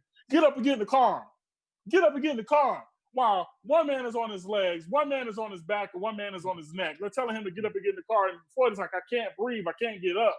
I can't breathe. I can't get up. And they're saying, well, get in the car. You shouldn't try to fight us. He's like, I'm not fighting you. I can't breathe. Get off my neck. And these cops are just sitting there with no regard for his life. Even when the female firefighter came up, she was a firefighter for the city, but she was a plain clothes. She's like, I'm a firefighter. You need to check his pulse because he's not moving. He's not moving, and the cop kept his knee on his neck and just looked down at him. Then he looks up at the person videotaping, and that look on his face was pure evil, was pure disregard. Didn't care.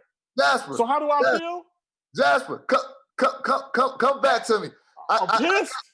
I got you. And the sadder part about it is every time you watch the video, you see something different that just upsets you even more. So, okay, I know you, brother, I'm upset too, but you know, y'all watching Nightcaps with Nate, and we got the opportunity. My name Kareem Jackson. That's my boy Jasper. We got an opportunity as, you know, black men to kind of, you know, get our perspective and kind of read some of our comments. I got another comment, and I guess she's on the line to you, Jasper. And he had his hand in his pocket while he was on George's neck. Hey, so Jasper, real quick, brother, and I asked the question. I started off too. You got kids, brother? 3. You got any boys? Well, it 2. don't even make a difference. Okay, so you got Yep. 2 boys. How, as black men in America, do we begin to have this conversation with our boys? And I can tell you, it's a thin line because we men, right? So we want to raise our kids, our boys, our sons, our daughters too as well, but especially our men because we see those are the primary targets of. All right, Andrew. You good night. Sorry, Andrew said I'd leave.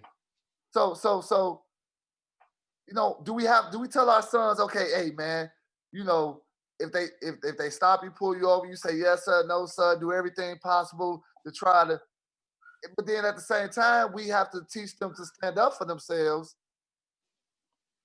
It's a slippery slope type thing, and I tell I raise my kids to, you know, and I said this on our show on Friday, to respect authority, you know, to be respectful, you know, but at the same time, you know, they know the difference when they're being disrespected too, and how to stand up for themselves.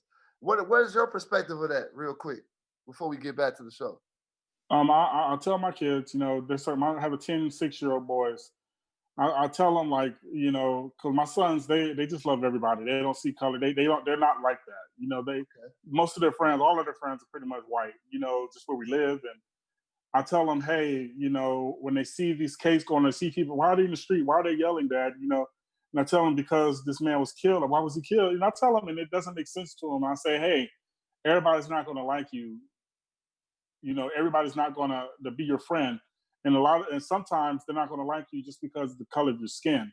And I say, when you deal with the police, be respectful.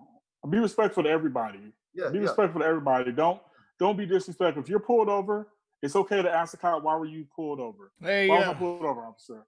When he tells you why you pulled over, if you don't agree with his decision, say, well, I don't agree with your decision, but I will take the ticket and I will challenge it in court, which is fine. That's what he expects. Give him a heads up. You're going to challenge it in court, but don't be disrespectful. You know, if he asks you for your identification, you know, you don't necessarily have to give him your identification if you're a passenger. There are certain situations, but just give him your identification because you should never live a life that you're ashamed of. You should never live that life that you're ashamed of. Give him your identification. Comply as much as possible. You know, and if it gets to a point where your civil rights are being violated and you're being physically harmed unnecessarily, then you fight back because now you're fighting for your life. And that means, at that point, that means we have to educate them on their civil rights and right or wrong. And one more question, Jasper. I know Nate just got back in, the host. Who? Have your kids seen the video? Mine have. My son. Have your kids seen the video? My oldest son has.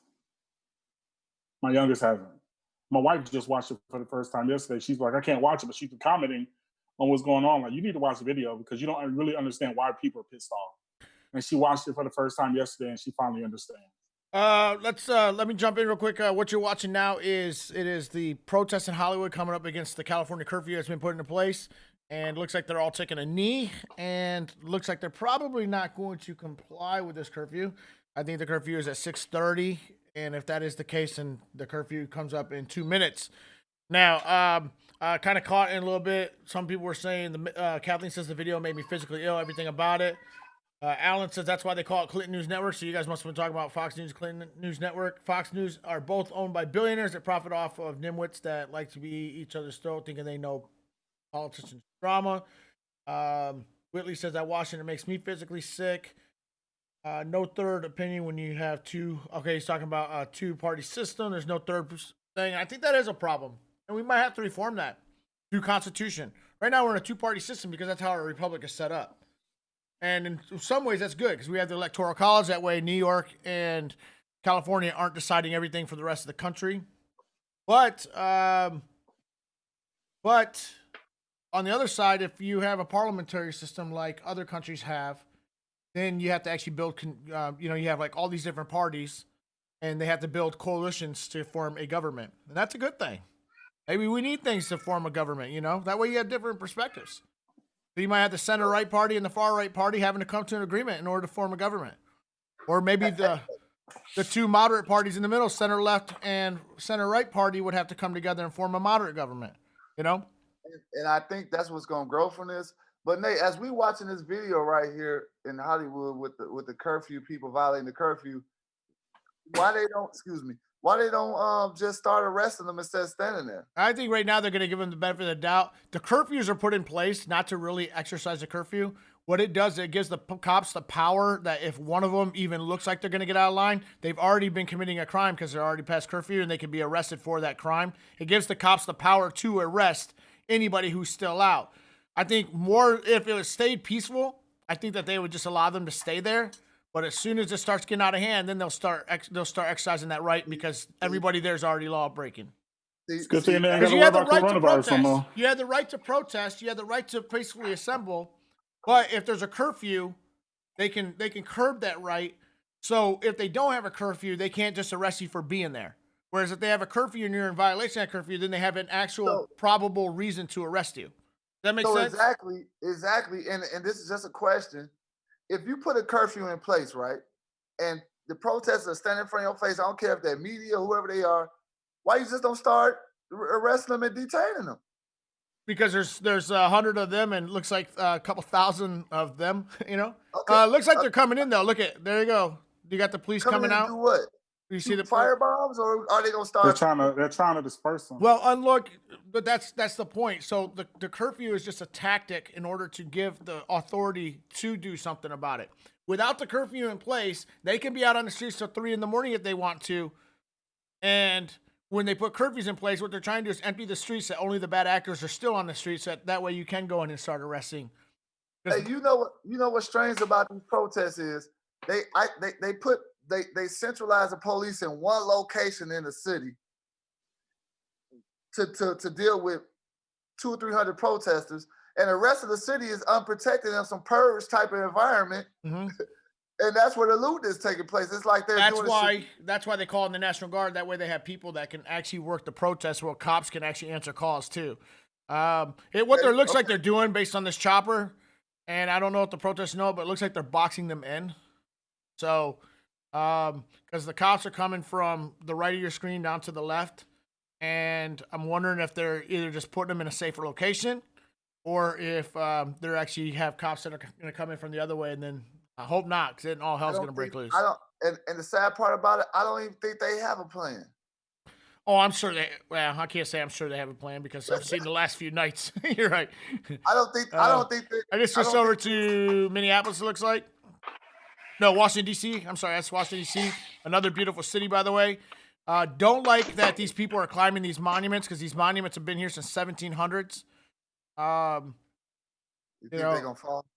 No, but I mean, No. you're defacing them, and I mean they defaced the World War II again. And I was saying earlier, you know how to lose support for your protests? Have bad actors get away with defacing World War II memorial. Why the World War II memorial? They're dead. I mean, it's honoring the dead, our heroes, right? Burning St. John's Church. They hate our country. They do hate our country. Antifa hates America, and why would they burn a church? I'll tell you what. If the stay-at-home protesters, which Kareem and I, we were on shows watching that stuff, and Jasper, remember, we were covering all those Michigan protests. Mm-hmm. If they would have burnt a mosque, what do you think the left would have done? They'd have gone ape shit. So why is it okay to burn a Christian church, which is the majority of our country? You know? Hey, I got a caller coming in, Worcester, Massachusetts, it looks like. What's your name, and where are you calling from? Caller, you're on the line. 774 number.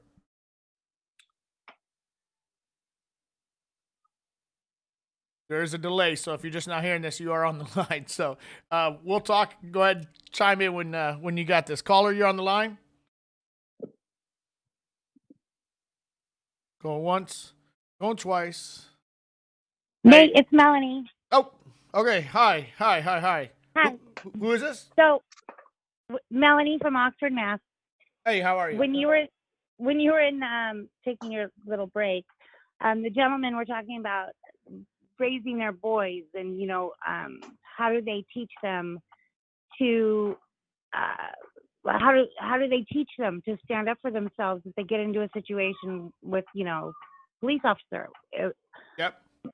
My thing is no matter what, it's law enforcement, and whether the law enforcement's right or wrong, you do what you're told, and then you fight the fight afterwards. Yeah. Because it just escalates the situation, and that's what makes me wonder, because we don't have video of Mr. Floyd prior to just him being handcuffed and the officer on. Well, we do. They do have video. They have video of him being pulled out of the car, and he was he looked peaceful when he came out of the car, and they did it, and then they took him across the street, and then they went from across the street. They went. He's going to. I think he's got his kid in the background. Sorry about that. And then he went. He went, and then the next video shows the knee on the guy's neck, which I don't know. Now, here's what bothers me most about that is one. First of all, there's a cut. There's time lapse. Yeah. First thing, I agree with you. Why was everything so peaceful at first, and then there's a time lapse? And Exactly. Then And why was the guy smiling? And they knew each other too. That's what's creepy about it. You just killed a man that you actually worked a security detail with. I do agree with you with this. I do agree with the one point that you made, and I tell people this all the time. Announce your rights. Hey, I have the right not to show my ID. If they demand it over and over again, by all means, show your ID so you don't get hurt, and then fight it out in court. And Kareem, black man cannot tell a police officer, "I'm not going to show you your ID." All right, so I know you can't hear Kareem because the way my phone system is, but Kareem says that. What were you saying, Kareem? And I'll repeat it. There's no way a black man could tell a law enforcement. There's no way a black man could tell a law enforcement officer, "I am not going to show you my ID." They don't get that same presumption. He's saying it's more of a militarized function inside the inner cities, and the way they interact with black people. I agree, and that's probably why more often than not, the thing that is saving this country and reforming our police more than anything is the proliferation of video cameras everywhere and showing how cops are interacting. A lot of things I never knew how bad black people were treated by some police officers until I saw the Rodney King thing. That was the first time I had ever seen police brutality beating. That was the first time a lot of America saw it. I lived in Los Angeles when the Rodney King incident happened. I'm not going to say how old I was, but I mean, I was young, which makes me kind of old now. But anyways, it was very, very scary time because, even right now, like the white and blacks are out protesting peacefully together until, of course, Antifa gets involved and escalates things.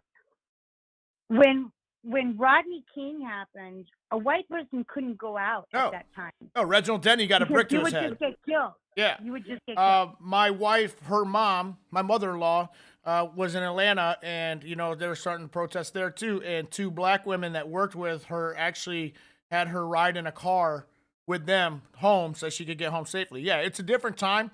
This is the good thing about this next generation is that they are coming up more at peace with each other, black and white. Now it's more now it's more young versus old generation. Hey, thanks for the call. If you also want to join, you can call 443-247-5309, 443-247-5309.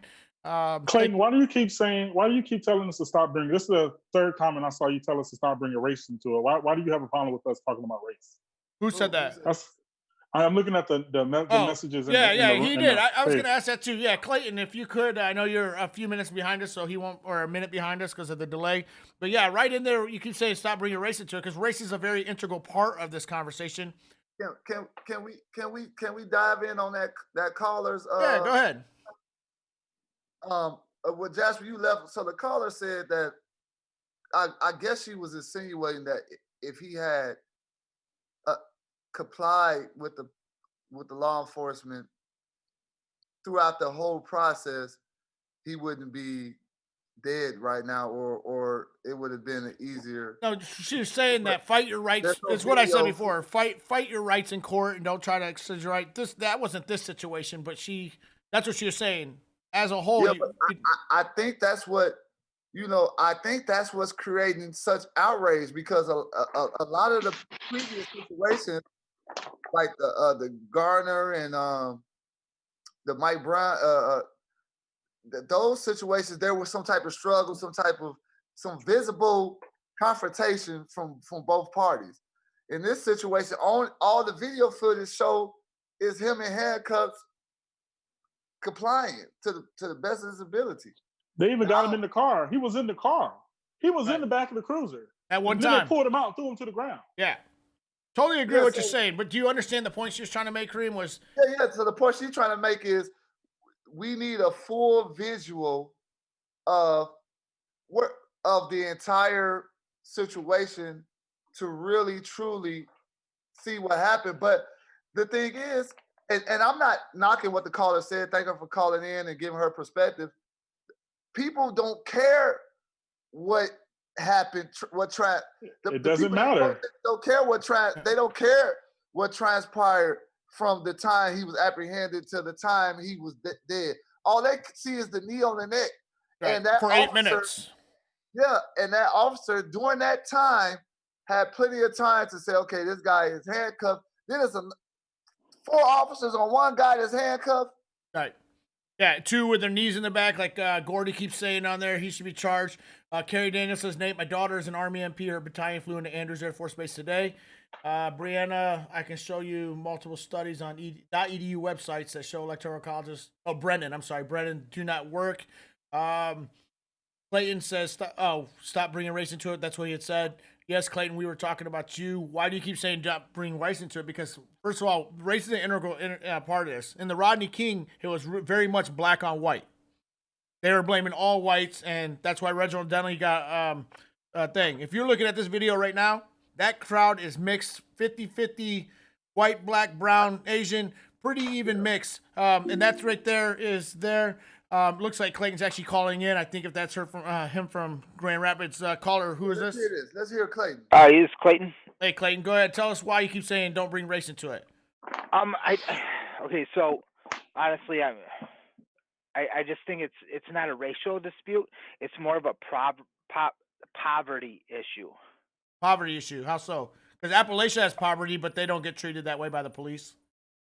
Well, I think it's more like the people who don't have money are fighting against the people who have money. You are. You're 100%. About whether we're white or black. But it is a white or black issue because, like I said, in Appalachia, where I live in West Virginia, you go another 20, 30 miles inland into West Virginia, and the police are. Let them go. Let them go, Nate. Let them go. Let them go real quick. So, let them go. So yeah, don't dive into them, Kareem. Don't dive into. Do you understand what I'm saying? I think that black people are being misrepresented, mistreated by the inner city police, and it is a racial thing. I totally agree with that. Mm-hmm. What? But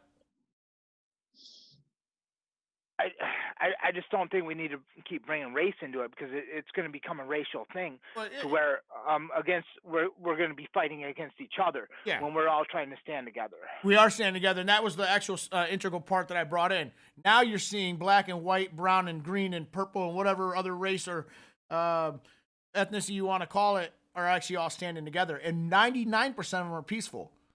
But the 1% that seem to be agitating, and this is just based off arrests, have been overwhelmingly white and out-of-towners. Like I know, and it's sad. And that's what's stoking racial. And I think they want to stoke racial violence in this country, and it's not working. Because and this is where we talked about. You can't hear my co-host, but I'm about to repeat. Jasper's about saying something to you, so just hang tight. Go ahead, Jasper. Tell him we're not talking about whites against blacks. We're not talking about whites against blacks. We're talking about racists against non-racists. We're talking about racists against non-racists. When you talk about racists see white and black. Those racists do see white and black, and so that's what they're saying. That was from Jasper. He's the one with the Georgia flag behind him. He's a Bulldog fan through and through. But I do get what you're saying. I don't want to talk about race too. Believe me, it's uncomfortable as a white man. Even though I grew up in a predominantly black city, it's still uncomfortable for me to talk about race because you know what? I don't want. In a perfect world, I wish that there was no race involved. But right now, we do, and it's just a matter of fact. But the beautiful thing is that unlike Rodney King, how old are you, by the way, if you don't mind me asking? 39. 39. So you're probably too young to remember, because I was really young, but probably too young to remember the Rodney King thing. I remember. That very there much. was a lot of unrest. And there was a lot of black on white unrest. I remember being scared going to school. It was scary, and then you know, they were just pulling white people out of cars and just throwing bricks at them and just random acts of violence against whites because they were, feeling oppressed. This right here is a movement that's different than that, and the one respect is that everybody's coming together. And I thought at first it was just because it was Minneapolis, and Minneapolis is largely a white city, but it's been everywhere. So, hey, thanks for your call and clarifying that. If you real quick, Nate. Go ahead. I've already let him go, but go ahead. Okay, damn. Well, maybe he'll comment. Is he?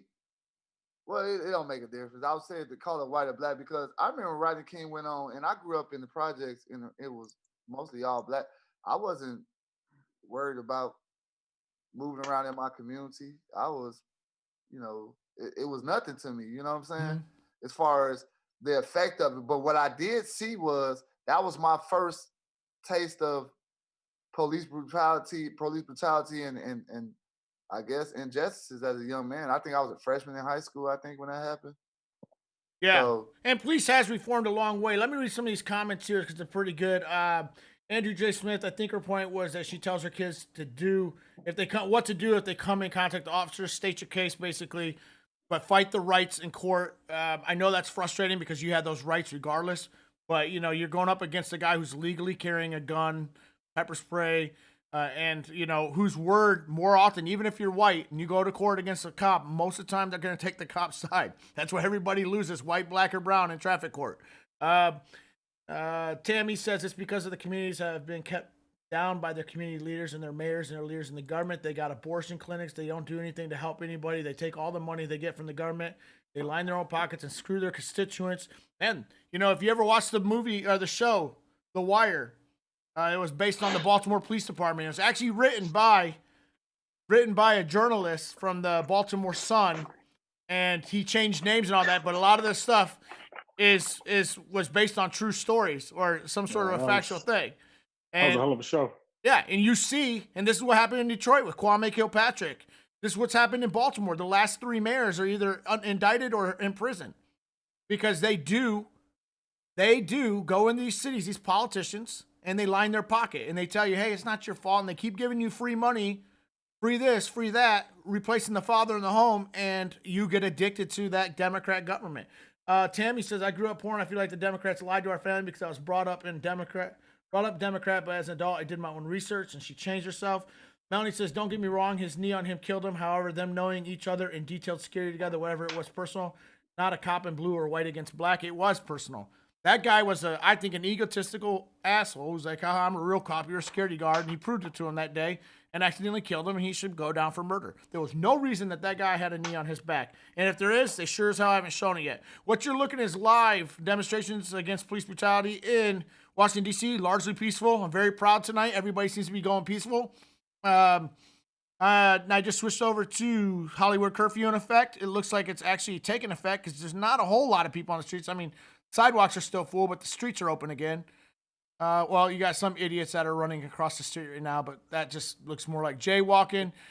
New York City, if there's a curfew in effect, it's not working because there's thousands there.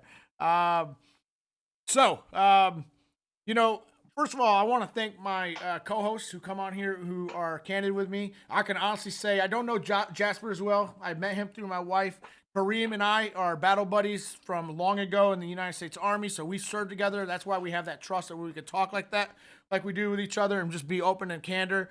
So I want to thank my co-hosts who are on with me most nights, and they help me get this show going along, and that we can go through this because this would be a much tougher show if I was talking about black on white racism and all that stuff, just being the only white guy on the show.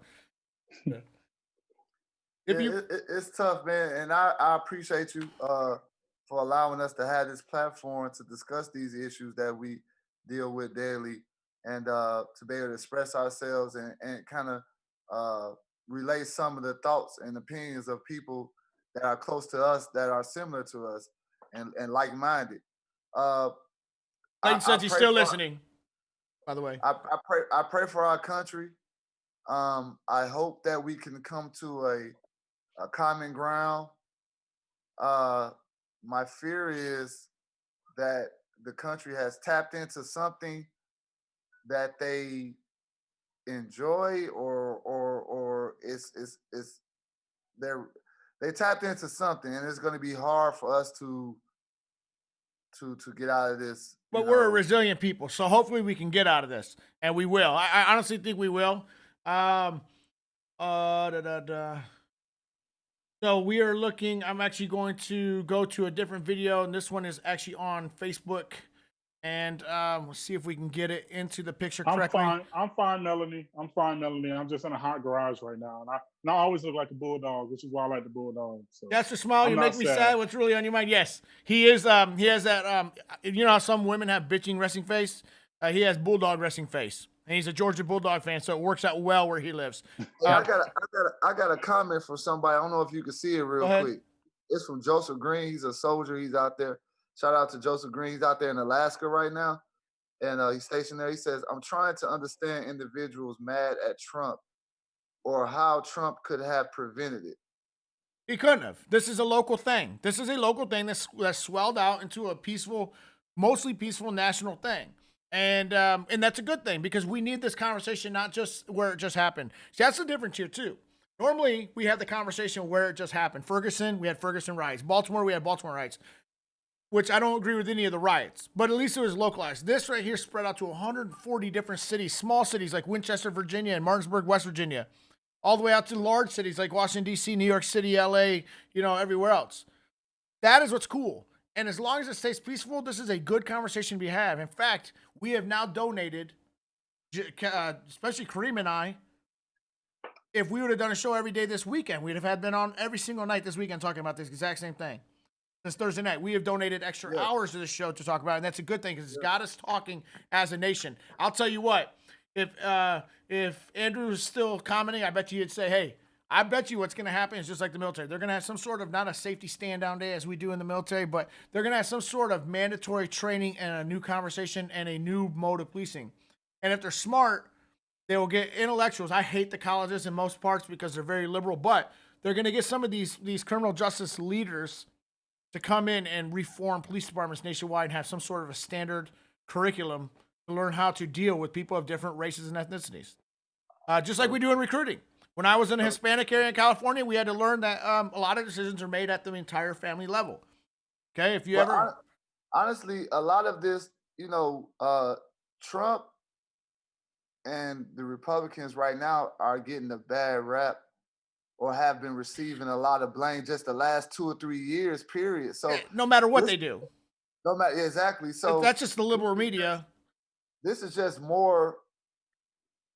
All this is all mixed in together. Exactly. It's all mixed in together. It's like along with COVID, it's just exploded. All right, we got a lot of police running on the streets here in Hollywood. So let's see what's going on here. They're doing something more than PT.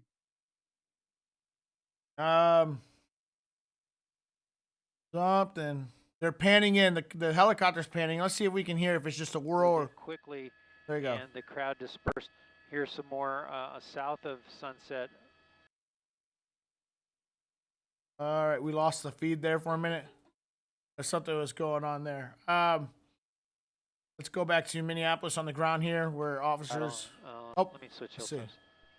There we go. NOC from Bravo.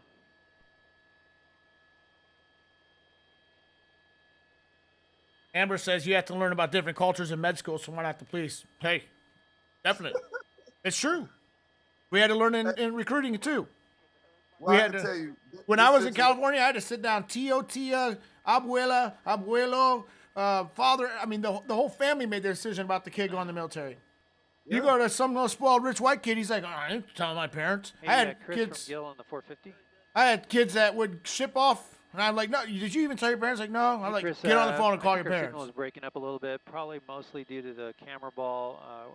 How are we looking into saddle, or is there an option for us? All right, I'm going to turn that one down because they're doing chatter. I think I cut you off, Kareem. I don't get this. All the police is in one location. LA is a large city. Now they're getting all crazy, dude. Conspiracy, it's the Illuminati. Go ahead. LA's a large city. What did you say? I mean, the police all be in that one area. It's so. I'm sorry. Keep going. We're live here. Sorry. Let me try to mute this. coming in a slow trickle right now. I'd assume, I don't know, you could probably fit maybe. All right, let's go back to them and I'll fix that. All right, what were we saying about LA? LA is a big city, man. So if all the police is in one central location, I don't know how they identify these locations to gather at. You know, I don't know, man. We got some work to do. I think maybe another few days of this, and maybe people will start calming down and having some trust in the judicial system and allow it to take its course. Yeah. We need to have a conversation. We need to figure out what we want as a people, as a country. We need to figure out where we want to go because old way of doing things can't happen anymore. We can't go back to the old way of doing things. The status quo is over. Who you think could lead that conversation? You think Obama would step up and lead that conversation? Obama would be perfect to lead that conversation. Because I mean, as a president, I hated him. I hated him as a president, which is an inanimate object. The president is an inanimate object, the office. But as a human being, I respect the hell out of him. Well, I respect that. He's a great father. He's very passionate about. But he's weak, though, man. He's weak. He's like this mayor. mayor. He's weak. Hold on. As a politician. Hold on. But he can stir people. He can rouse people. I have a lot of stuff to say about Obama, but a lot of that stuff from my own personal thing. But I could never call him weak. I could never say I hate him as a president, only because for him to rise how he rose, that takes strength. And we're saying politically, we didn't like him as a president, but and then as a president, as a black president, it just being real, it wasn't too much that he was gonna be able to do anyway. Yeah, but I know that's another conversation. Melanie says, "Could you imagine if this would have happened under Obama?" Jasper, we'll go on and on about this. That's politics, though. That's politics. It's not social welfare. Yeah, social welfare, I think he'll be a good speaker. I think as social welfare, he'll be a bad. But I don't think that he's. Amber says he's a great speaker. I don't know why my text is double hitting. I'm not texting twice. People are saying, "Oh no, your thing's messed up because we're only seeing it once." Melanie says, "Could you imagine if this would have happened under Obama?" Honestly, I think he would have let the country destroy itself. That's my opinion. He would have never. She has a point here. He never would have stood up to the left, his base, the left wing, and called in one law, one order. And the left wing would have never done it. This would have never happened under Obama because they didn't want anything to happen to Obama. Well, I don't know, man. They did some stuff under Obama too. I mean, Ferguson, Baltimore. Yeah, small scale. I just think. Oh, and we talked about Minneapolis. This before, about 3 or 4 shows. Obama was just such an eloquent of a speaker. Yeah, he could calm you down. How he galvanizes people. He would have probably got right in front of this and next thing you know, but what we had got justice, just because we put a Band-Aid on a wound doesn't mean that, it's healed. So he does put a Band-Aid on it, but looking live at Hollywood here, Hollywood does look like they're enforcing this curfew. They're under curfew until 6 a.m. It's saying on the screen. Oh, there they got somebody. They locked up one lone protester. Just north of Sunset. That's what happens when you get caught on your own. These 3 are about to get it too. They ain't even messing with them. Looks like they're cleaning up. They look like they're picking up trash. Yeah, they're picking up trash, so they're probably giving them a free pass. Oh, let's see what they're doing. They're arrested. Run, Forrest! But look how that video look. 3 Caucasians look like they probably Hispanic or whatever. But then they lock up the black woman. She might be Hispanic too. Oh, she's black. Sorry. Oh, there, they got a Caucasian. He looks Mexican. Yeah. Oh, come on, man. We can't win, can we? That's what I'm saying, man. The police is playing this thing all along, man. That girl standing to the side look like a white lady, though. She's chilling. They need to have a formation in the morning and have like some EO training. Yeah, let me stop before the people on the page start. Stop making it white against black. Locator. If it's curfew, I don't care what they cleaning up, what they doing out there. Everybody needs to have zip ties. Walgreens in Hollywood. So they don't haul her away. So they're gonna lock up the homeless people too. Where are they? Yeah, that's true. What are they gonna do? Okay, I think What the homeless people? They got to go back to their bridge. Where they going? Their tent. Get in your tent. So what you're looking at is L.A. County. That is Hollywood, I believe. And I took a break from this stuff, man. Yes, I didn't watch none of this stuff all day yesterday. That's what I'm telling you, man. It stresses you out. Stresses you out. All right, what we're looking at now is move you guys off to the left here. You guys are looking at the Metropolitan Police. That is Washington, D.C. Police. 10 o'clock. Looks like they're not really messing with them. There's more protesters down now that you see in New York City. So it looks like they have a better handle on everything today. Not so much mayhem. I mean, we don't know because we're going to actually cut off here in about 30 seconds. Let me just say, first and foremost, thank you to my guest co-hosts who are on this show with me and had candor. I'm glad that tonight looks like a lot more peaceful. We are actually going to end this feed, and I will actually see Never, you. Melanie. Never. Tomorrow, one of you guys might have to guest host tomorrow night too, because the police officer I usually have on will be working. Obviously, he's on duty, and would love to see you guys, one of you guys or both of you guys on tomorrow. So, tag team it tomorrow. You free? We'll take it offline, and we'll do it. We'll do the logistics offline. But hey, to everybody, if you haven't liked or commented or followed my page, Nightcaps and Nate, please do that. Also go to my YouTube page, Nightcaps and Nate, and like and subscribe there as well. Watch the videos, and we will see you guys tomorrow.